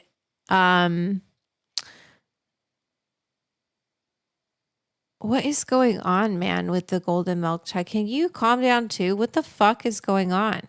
What? The chat is weird tonight. Oh, Patty, did you get the bubbies? You got the bubbies? I ate my last one today. I ate my last one.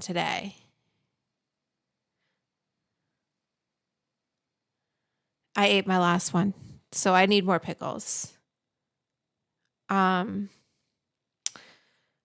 Okay, so I need to take this boop. I'm going to keep going with what she said too. Oh, it's working, you guys. Great. Hey, just had to change the chamber. I need a new chamber. Ugh.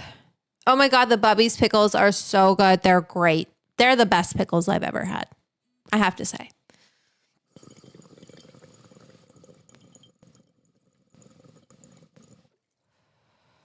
So Dr. Kirk said,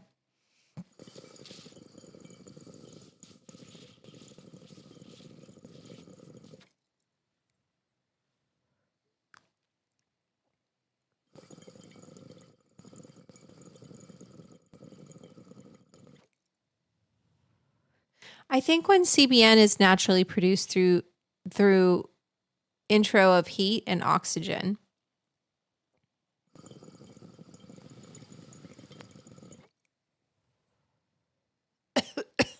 it also naturally shifts the terp profile to favor the heavier, more sedating terps.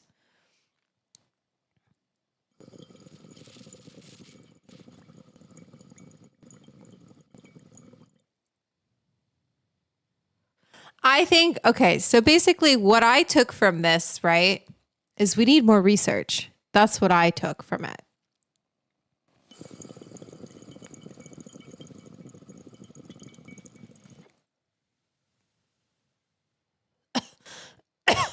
In a Thailand episode, you met a grower who said through a translator that he let a strain reach full to create. Yeah, he let it get old, 2 years old.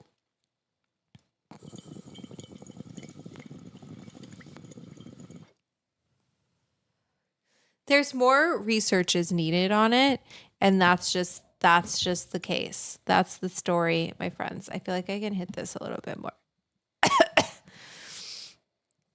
Do you know what I mean? Like, that's just how it is. And we're going to hit it one more time, but I don't want to hit it for the full, that amount. it doesn't need to warm up because my rosin wasn't that dark yet. So.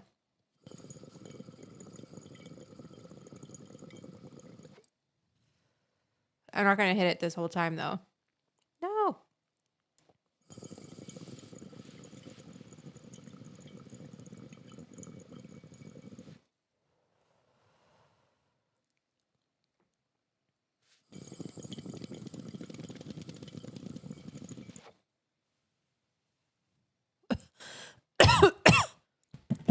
Okay. So, let me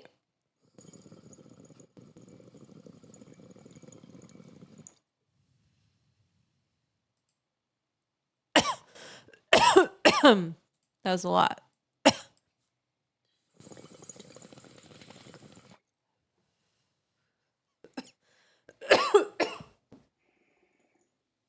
Who's a hot dab? Okay. Ooh, I like this chamber. It hits. Oh boy. The last dab. That's my favorite song. Okay, and let me see if I got anything for you else that we can talk about this evening. Or maybe we'll play some Stardew Valley. Do you guys have questions for me? That's what I want to know. Do you want to know anything about concentrates? Do you understand now? FSO, RSO, FECO, they're all the same thing. Ethanol extracted resin, they evaporate the ethanol, the alcohol, and you're left with the resin. You can also use CO2 to make an oil. You can use butane is a common solvent that is used. Now, people have their feelings about it, but whatever. You can also use rosin. Now, certain strains with rosin, I talked with Rye about this. You can't get rosin, like usually you're making rosin out of hash. You're not using flour. So not all flour washes well. The shape of trichomes, they vary. And different shapes of trichomes, let me see if I can pull something up. Let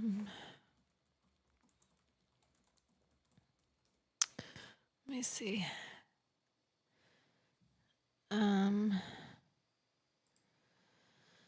Different shapes of trichomes.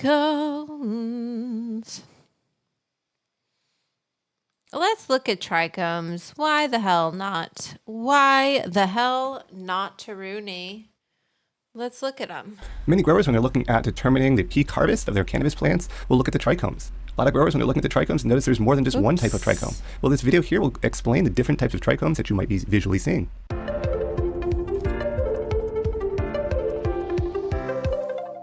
right, let's get into types of trichomes explained here. We can see them visually represented. We're going to go into them in a little bit more detail. So first off, what is a trichome? Well, trichomes are small hair or outgrowth of the epidermis of the plant, typically unicellular and can be glandular. These structures are the site of cannabinoid, terpene, and flavonoid production. And this is why growers look at them and think that they're so important, because really that's where all of the chemicals that they're looking for are being produced. These are found in more than just cannabis plants, so keep that in mind, as terpenes function as a natural plant defense mechanism in other plants as well. Here we're seeing some of the kind of visual representation of them. Some you might be more familiar with, some maybe just think as little background structures, but they're all kind of a protrusion of that epidermis.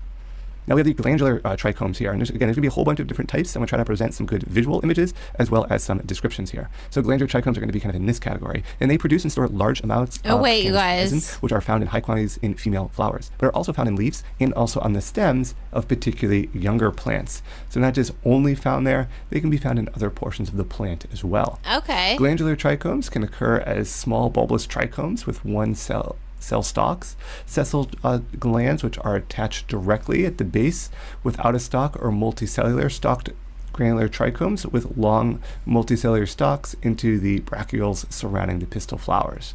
What does that mean? Well, if you look with a strong magnifying loupe kind of towards the area of the flower or inflorescence that's unfertilized, you might be finding these different structures here.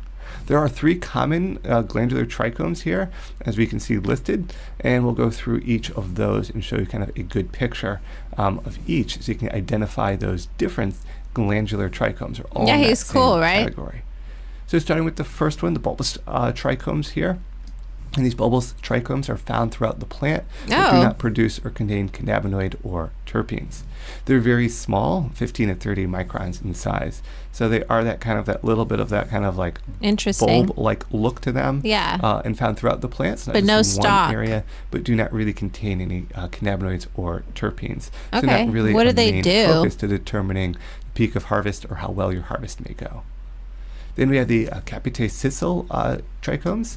So in this example here, these have globular shaped head here and are the most common as they're found on the stems, leaves, and also the bracts. So they're found in multiple locations in the plant. While these trichomes do produce cannabinoids, the levels produced are much lower than the capite stalked trichomes, which are discussed on the next slide. These are mid-sized, measuring from 15 to 100 microns across, so they're a little bit bigger than the first ones, but really produce cannabinoids, but not really to any great degree. So these are the highlight ones. I think the ones that most growers are kind of seeking out and looking for.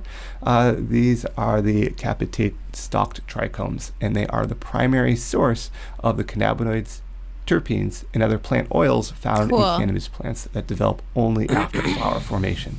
So these are the key ones that we're looking for, key ones that we're going to be looking at as far as determining peak. Is there a THC toothpaste? No. I guess like you could do that for sublingual, but you don't really want to eat toothpaste, right? Might be cool if you did like a hemp toothpaste, so it was like anti-inflammatory CBD for your teeth. That could be really cool. Not a bad idea. Harvest, going from that clear to that cloudy to if they go a little bit beyond maybe that amber state. If you look at the bracts of the flower, there are small, tiny mushrooms that measure about 150 to 500 microns tall. So in relative comparison, much taller than the other ones. This is why it makes it great for kind of that visualness and kind of like zooming in on. Now we also have some non-glandular trichomes, which are the ones that would be located here as far as structures go. They are hair-like extensions resembling leaf hairs with slender kind of pointed apex. They protect the plant from its environment, mainly through physical means, restricting access to animals and insects, preventing water loss or light degradation and fungal infection. So they do have important plant functions. It's characteristic on cannabis to find non-glandular trichomes on both the top and also the bottom of the leaves. And there's 2 main non-glandular trichomes found on cannabis plants. So first off here, so here we have the cystolith trichomes that have characteristic bear claw shape and have calcium cystoliths resembling knobs visible at their base. You kind of see them located right here if we're looking really in detail. They're found on the upper surface of the leaves and range from 150 to 220 microns in height. Frequently, these trichomes are broken at the knob feet, so they can be broken right there at that kind of area. We see 3 represented or highlighted in this labeled diagram right here. Then we have the non-cystolith trichomes as well, and these are found most often on the lower side of the leaves, bracts and bracteoles, and tend to be fine and slender shaped there. So here's basically, there's no like bulb at the bottom. They're just kind of that looks like a little clear hair protrusion from the leaf surface there. And remember, these are all epidermal kind of protrusions there that are occurring. So hopefully this was a nice kind of breakdown of looking at the different trichomes. So if you're looking at the leaf surface, looking at the flowers, you can have a better understanding for the diversity of trichomes that are present on a cannabis plant. Okay, wait. I don't want to go anywhere else. Can you mix decarb and fresh flower in an infusion to get both THC and terpenes? Yeah, I mean, depends on the infusion, right? Terpenes are pretty volatile, and it like what's okay. So one of the things, Dr. Kirk, I almost called her Dr. Terp. Oh, that's funny. Oh, Natalie V. sent a Cash App. Another one of my fellow women sent me a super chat. Just want to say, strengthen RSO, says Natalie V. Going on the board.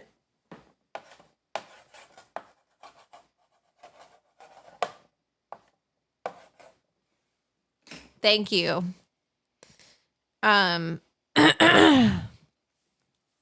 So Dr. Kirk talks about terpenes in edibles. Terpenes. 97.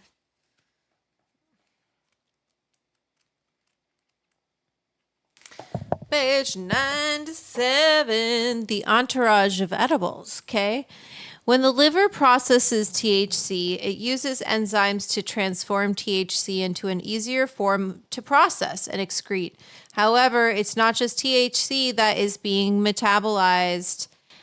It is also all the other compounds in cannabis, which are sometimes being processed by the same enzymes. This leads to a whole new swath of chemistry circulating in the body now containing the metabolites of cannabis. There are a variety of edible products that are made to be strain-specific or contain added terpenes to provide a similar strain-specific effect as smoking flower would provide. However, many of the terpenes are lost or changed during the cooking process, and it is still mainly a mystery as to what happens to these compounds during metabolism. So, like, say you did maybe like a room temperature infusion, or something like that, which would take a really long time. I didn't run lab testing on that. You'll lose a lot of those terpenes during that cooking process, but also just like, what does it do? How much do you need to eat? There's terpenes in other food. Like, what are you putting it in? What are you putting it with? Do we need to consider the entourage effect of the terpenes that are in the other foods that we're eating as well? That's kind of where my brain goes with it. I feel like it overcomplicates things for people. I guess you should pay attention to your body. And if you find when you eat like peanut butter, for example, with THC, you might go, whoa, I really feel that. But that to me is about the fat rather than the terpenes or the strain. But strains, again, can be have varying cannabinoids. And so that's a different, different to me. In my book, I talk about it too. I talk about the entourage effect in edibles. And I say, I really focus, and should you care about what strains you're cooking with in edibles, I say it's more important to me to focus on the cannabinoids in the strain. So if you have a strain that has a ratio of CBD and THC, you're going to have a different effect than one that is just THC, right? It's just, you're not going to feel as psychoactive. And CBD has anti-anxiety effects of its own. So, that combination obviously can impact people differently too. We're just all so different. All of our bodies are different. Some people can drink alcohol, some people can't, right? Some people projectile vomit, some people can guzzle it. It's just same thing with sugar, same thing with cilantro. Some people eat cilantro and it's freaking tastes like soap. Some people eat it and it's delicious, right? It just really depends on your body. And so I think when we kind of have these like blanket statements of like, you've got to do this and this strain for this and and this is what you're going to, okay, we'll keep watching weed videos. Don't worry, everybody. It's just kind of,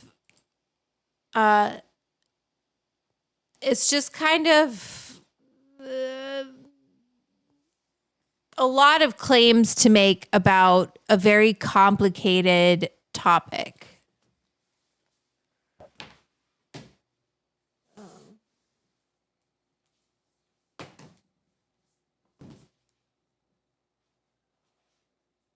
I'm going to take this time to say, if you haven't joined my Patreon, the Edibles Club, the link is up top. It's an awesome club. The Saturday Kitchen Sesh is going to be, I have a firecracker recipe in my cookbook. The Saturday Sesh is going to be,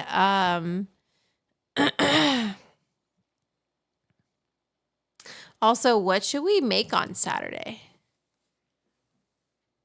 And by we, I mean me. And also Friday, I have a special guest coming. I have my friend Ria, Chef Ria. She cooks at Amboy. And I want to get her handle. I want to make sure I have her. Ria Dolly. Ria Dolly, so RIADOLLY Barbosa, BARBOSA, is coming. That's her handle on Instagram. She's coming on Friday, 2 days. And we are making, are you ready for this, everybody? Are you so excited? You fucking should be, because we're really doing it up. Oh, look at Julian Brewer is a gentleman. Hi there. Hi, Julian. You're going on the board.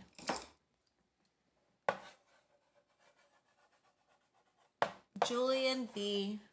I'm gonna take a boop for you, Julian. So Ria, but I want to read this menu for you guys. So Ria and I are gonna make, I mean, she's really gonna make it. It's her menu. But pork and shrimp lumpia, yum. Bistec burger, yum. Bistec sauce, fuck yes. And suman. I hope I'm pronouncing that correctly. Suman. And it's rice pudding, coconut rice pudding.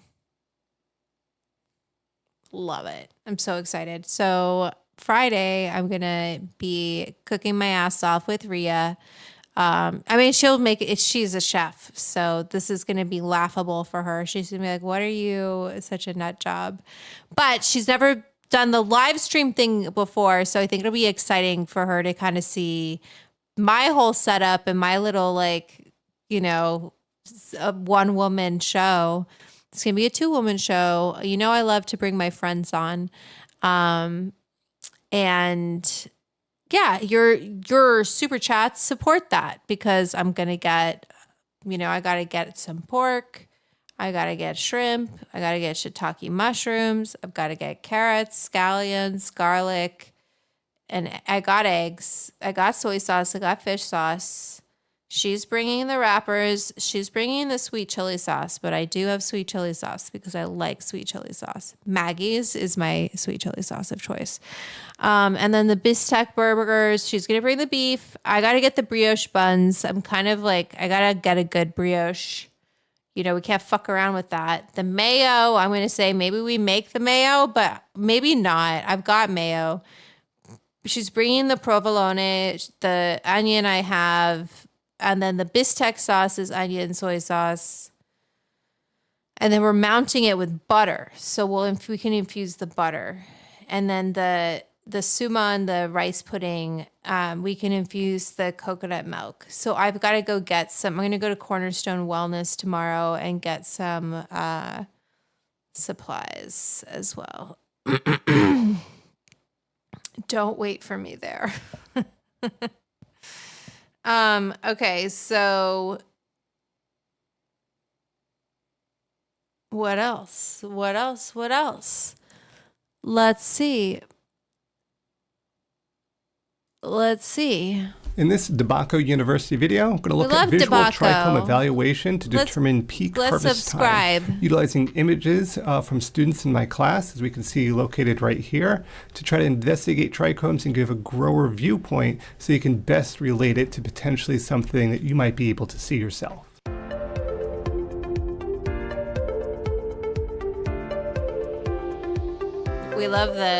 We love the music. All right, let's get into looking into everyone's favorite structure, the trichomes. So first off, well, why should we even look at the trichomes? Well, remember, trichomes provide an indication of the Julian's super chat. Cannabinoid and terpene concentrations. Visual evaluations, which will be provided here, may not provide the exact number, but it can indicate when the greatest concentrations of these compounds are likely to occur in the plant. A plant sample chemically analyzes the best method in providing with a certificate of analysis, but this is a time-consuming and costly, so out of the reach for most growers. So the visual inspection can get very close to peak harvest with minimal cost, helping growers maximize production. Okay, so this is Luma, Punch, Lifted, Valley Grove, Luma. This is their lime mac batter. I like it. I like it. I do like it. Although Punch didn't get back to me, and I didn't like that. Thank you. Boop. It's okay. I'm talking to some other people. Always moving, shaking, people. Can't stop me. That's cool. Listen, I knock on the door. You don't want to answer? Guess what? By the time you open it, I'll be gone. And you'll be like, oh. You'll be, it's okay. It's okay. Does it taste like lime? Rhyme? I don't know why I almost said it with an R. High flavor. My Puffco's like, you haven't been using me this month. And I'm like, because my chamber broke, you son of a bitch. By the way, Rick Simpson himself often used the name Phoenix Tears for his extract. I don't really bestow the eponymous moniker upon it. Is this just that guy in a different handle?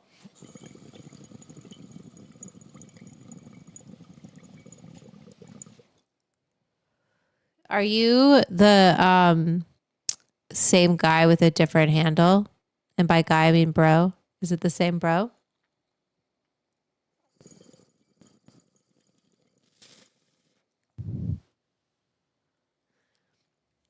Is that what's happening here?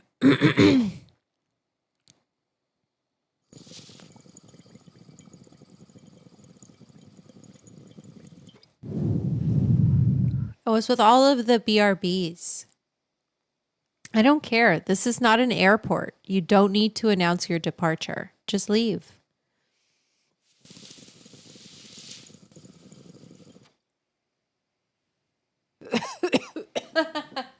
That's sweet, Liberty.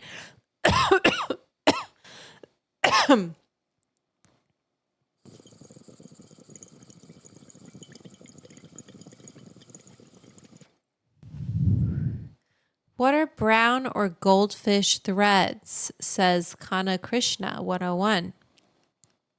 I don't know what you're talking about. Goldish threads. What are brown or goldish threads?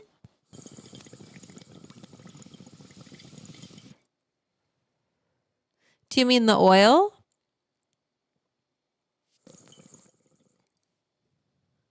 The oil, that's the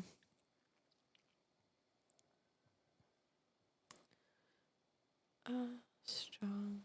I don't want it that hot. But I don't want it that long. Let's do that.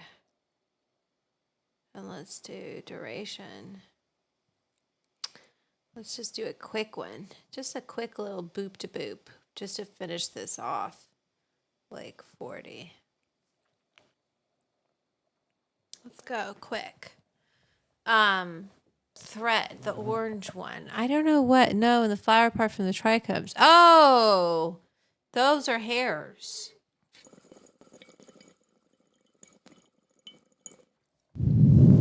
Okay, let's look at those. Excuse me.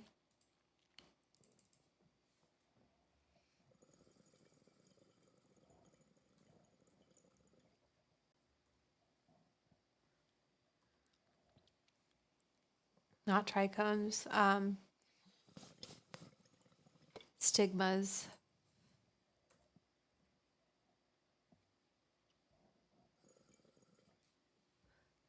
Is it stigma or pistil? Plant stigmas. Ever look at your cannabis plant stigma?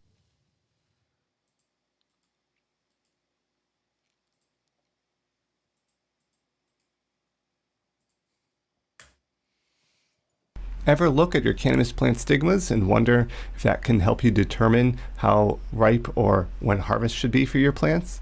Well, here I'm going to go over on this DeBacco University video, recognizing how to look at those visual cues of those stigmas to try to give you some indication of how close you are to peak harvest.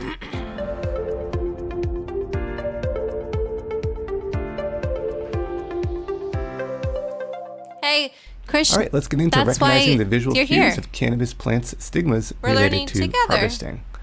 So first off, early development. So stigmas start out as white, and this is when they are the most receptive to pollen.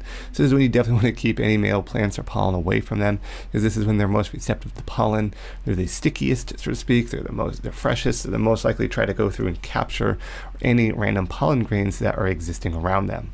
And I say they start out white. Some cultivars, some varieties, will kind of have more of a slight different coloration. So the stigma is part of the pinkish hue, pistil, if you will, a rosy glow. So most will be white. But the pistil is the entire female reproductive organ of a flower, while the stigma is only the receptive tip of the pistil. So this is where, if the pollen from the male plants gets carried to the pistil, it will pollinate the plant and you'll get seeds. So Sansamilla without seeds, sans in many languages is without, Romance languages is without, semilla, seed, seminate, anyway.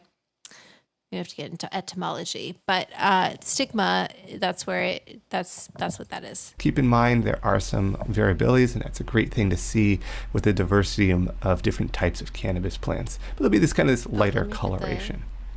Now, as we get into kind of the progression of those stigmas, as they age, they will start to turn a kind of a blonde, brownish, kind of tannish color. And here we can see some that are still in white in coloration. We're starting to see some getting those kind of like tannish, brownish colorations as well. And this is a sign they all do not turn at once. This is a sign of that progression, that aging that's occurring. They're becoming less receptive to pollen at this point. They're kind of like drying out. And this is where growers will probably be shifting over to these structures, which are trichomes. And I have a separate video on that if you want to learn more about looking at determining the peak harvest, looking at trichomes. So getting into that near harvest kind of stigma color there, well, as harvest gets closer, the percentage of the brown stigmas will increase to the point of nearly 100%. I say nearly, you might have a couple that just kind of like just stay white for whatever reason, but nearly 100%. While this may not be the main visual signal used to determine the point of harvest, it can be a valuable indication of the overall plant progress towards peak harvest. Reason being, yes, you can look at the trichomes. Typically you need to have a little bit of a magnifying to kind of zoom in on those. But the stigmas here kind of provide a quick, if you're walking down an area, looking quick in an area, usually a little bit more of a predominant structure there, and help give you that indication of the progression of the development of that particular flower, so you can make a comparison with on the same plant or within multiple plants to ensure you're trying to hit that. It's kind of like a little bit of a canary, right? Hood hippies. I'm okay. I'm going to take a little boop. I don't know if it was just one kind. He's been in timeout for 30 minutes, so let's check back. I might end the stream a little bit early tonight. Usually I go to 7:20, but maybe I'll just go to 6:20 tonight and just call it a fucking evening, because the bros are being super annoying. Let me see where we're at.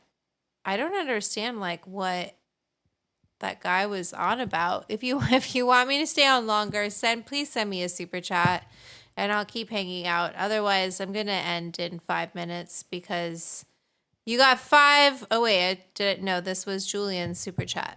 I'm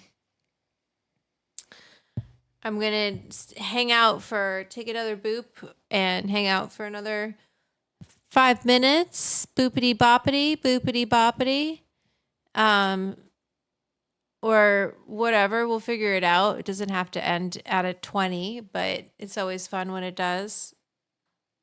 Take a little break for a second and just kind of go back and say, hey, I have a club, the Edibles Club, and it's on Patreon.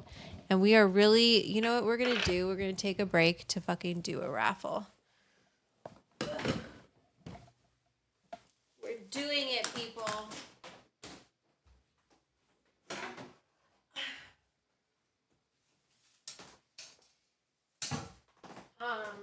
I have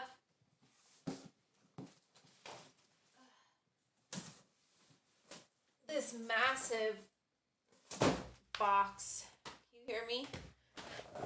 Okay. So I have a massive box of pieces from is there any chance when extract alcohol that alcohol do not entirely extract? Yes, it depends on the proof of your alcohol. I ran lab testing for my cookbook on the extraction rate of different proofs of alcohol with flour for my cookbook. It's all in my cookbook. Link is pinned in the comments of this chat. So if you don't have my cookbook, I really this is what I do. I have dedicated my life to this. It was not an easy decision to do that. Let me tell you what, my Christian parents were not excited about it. So, yeah.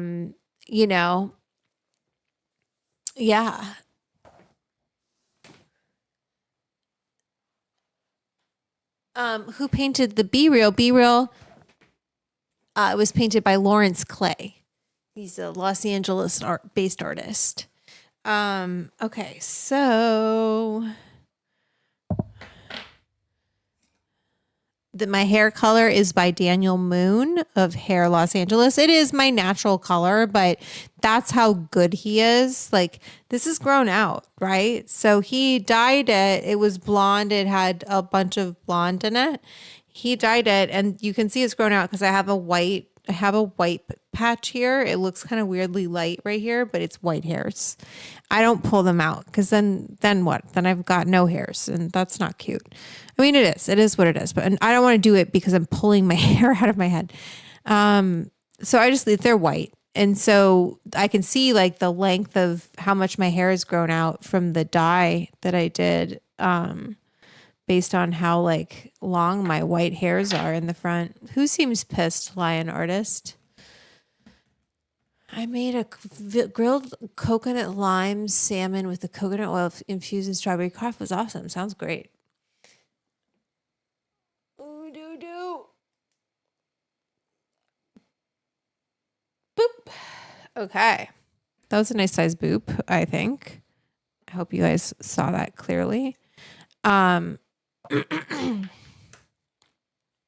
Oops. I don't think, is this Facebook still, am I still live on Instagram? I don't think so. I think it ended. No, I am. I'm still live on Instagram. That's wild. My bad, everybody. We're back in the main. So yeah, we're Water Tiger CH. Time for a boop. It's time for a boop. I've got Twitch going. I've got YouTube going. I've got Instagram going. I'm live kind of everywhere. Twitch will let me monetize. YouTube doesn't let me monetize. So the best, if you want to send a super chat, you got to send it through Cash App or Venmo. I usually go live till 7:20. And I'm going to do this boop right here. Go to my path. Browser. I hope that wasn't too uneventful. If you really want to look into who Rick Simpson is, I'm sorry. I don't really want to get into that guy's whole life story. I really just wanted to say what Rick Simpson Oil is. He's the guy who made it. He had skin cancer.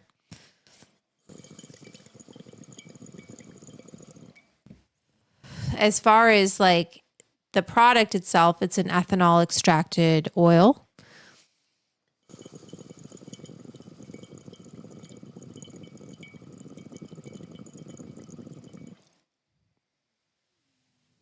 Ooh, it does taste like lime. Delish.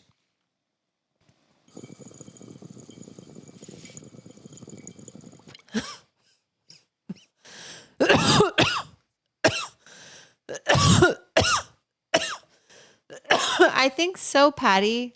I don't know how Twitch works so much, but you're a member of my edibles club.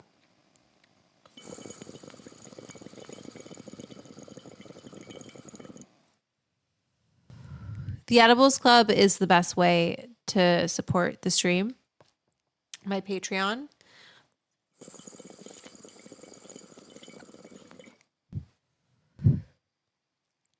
Okay, I guess you guys want me to go to bed, and that's totally cool with me. I'm down to go to bed too.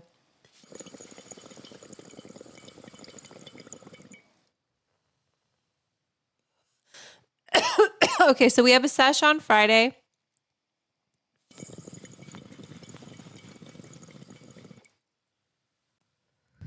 With my friend Chef Rhea from Amboy.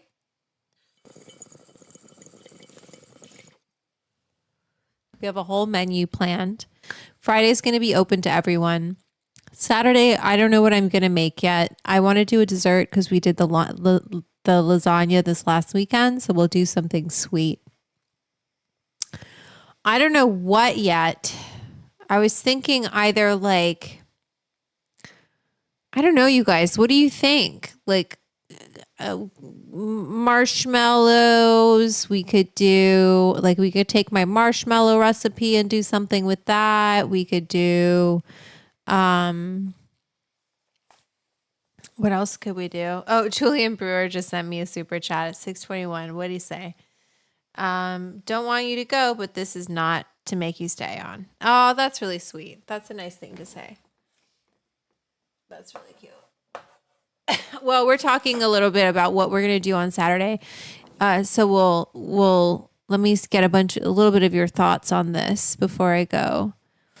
Strawberry rhubarb pie, tasty cake, butterscotch, crumpet, clones. Oh wait, no, we're doing a giveaway. My bad. Bakewell tart. Oh, Bakewell tart. That's a good idea. I've never done a Bakewell tart. I was just thinking some kind of pie. You know what I have, you guys? That is so funny because I just said, let's do pies. Let's do a bunch of pies. Natalie, we'll definitely put bread pudding on the list. Well, you know what? What I'm going to do is I'm going to do pineapple upside down cake. I have a bunch of maraschino cherries too. But what I want to do is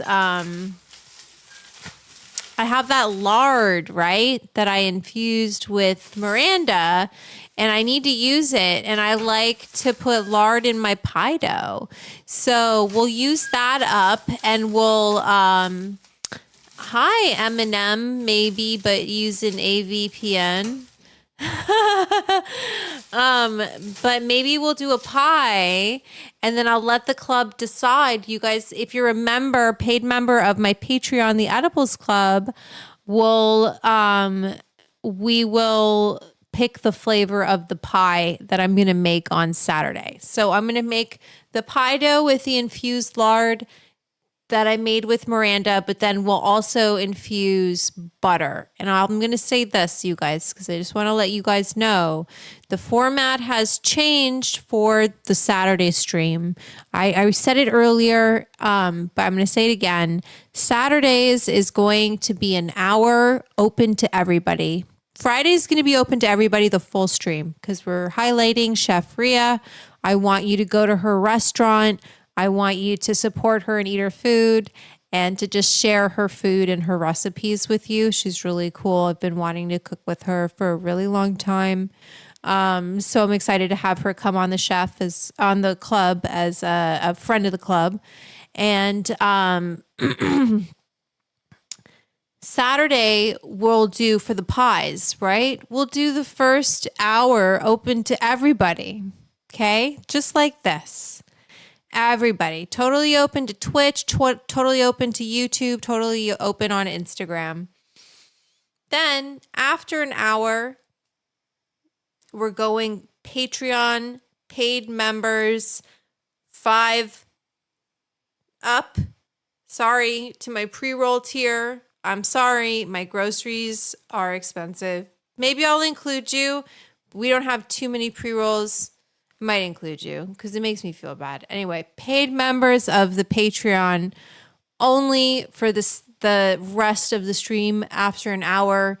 And then I'll take that second stream. So I'm going to post a first stream. We'll go for an hour. And then the second stream will be posted already to Patreon, which will be unlisted. You'll have to be a paid member to have the link to that stream, and it'll finish the pie. You won't be able to see me, eat it. So that's what's happening. That's what's happening. We're changing things because I want more members of my club. I want to do more things, and I want to hire more people. So yeah, you're going to have to get Patreon and be a member of the club. Liberty, I thought you were a member of the club. So this is a member, Parapraxis Steel. I'm going to double check that's a paid member right now, but it should be. Hi, Parapraxis Steel.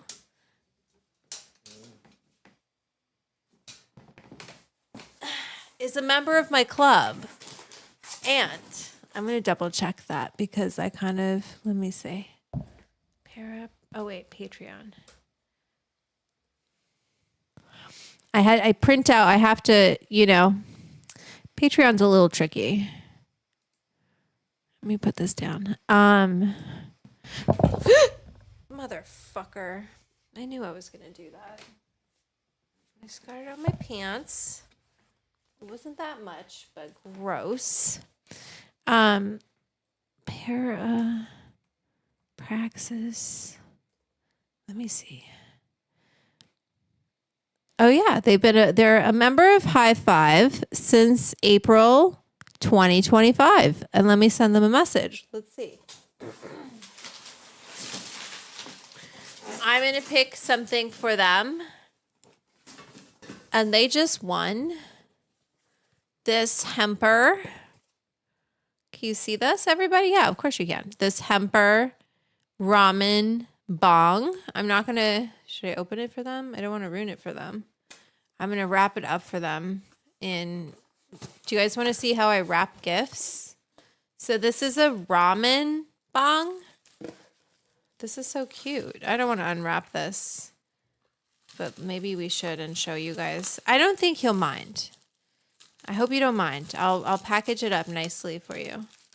Or does it show me? I just want to show everybody what this is. I'm opening up your gift. I'm sorry. Everybody's gift is going to get opened by me.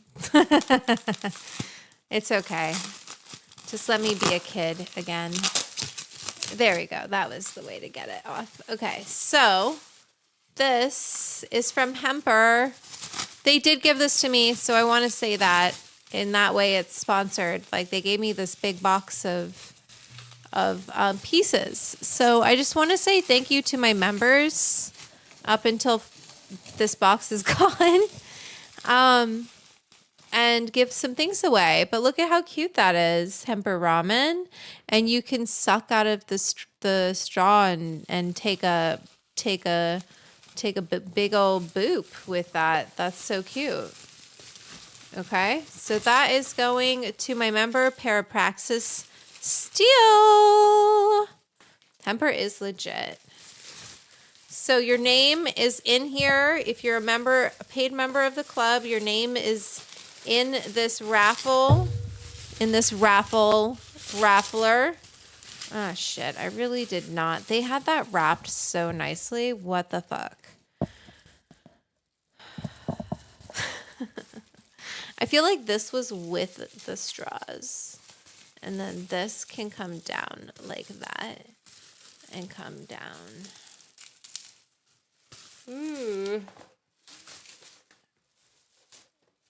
And, whoa. Okay, so that's what we're doing this whole year is the club is growing, people. That's what we're doing. If you're not a member, you better become one or you're just going to end up watching reels. Because I know, here's the deal. I know a lot of the people who are sending super chats are members. And then I get all of these welcome surveys that are like, we want exclusive content. And I'm like, okay, cool. Well, you know, we're going to do public streams. Like these will be public. But I'm going to put some other things in here for him. We'll do some other public streams. Are there any bumper stickers? It's mainly like pieces, Petra, and then rolling tray. So that's cute. We're going to keep on every Wednesday. I'm going to pull somebody. So make sure you remind me to pull someone for that. And what was I going to do? What was I going to do? Oh, I spilled the water. So give me a second.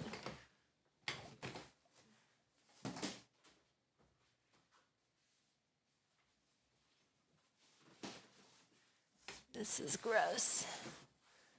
But hey. Okay. Oh, wait. And I need...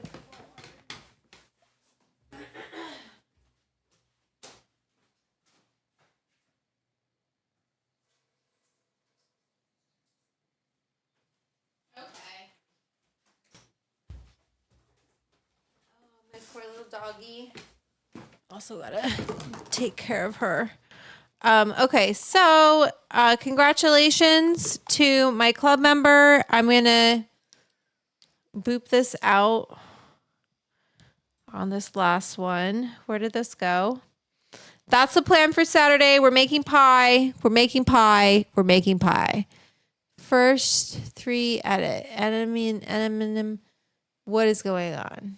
Oh no. You guys, we've got to, do you know what I mean? Like, what can I do here? We're going to start that. Double check, like, there aren't 50 bajillion people watching. I don't think so. Oh, look at it. Oh, there actually are. There's 39 people watching. That's quite a few people for Wednesday. Thank you for being here tonight. I hope you learned something. And I'll see you on Friday and I'll see you on Saturday. You heard me. I'm going to play my outro credits.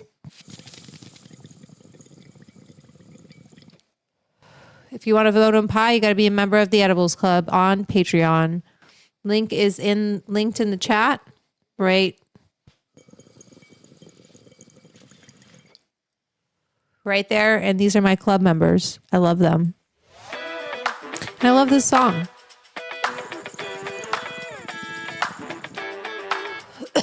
And I love dabs. Bye, girls. Say wow. Ow. Bye, Instagram. Also, remember who you are. Okay, I didn't do it that great this time, but that's okay. I love you guys. Remember who you are.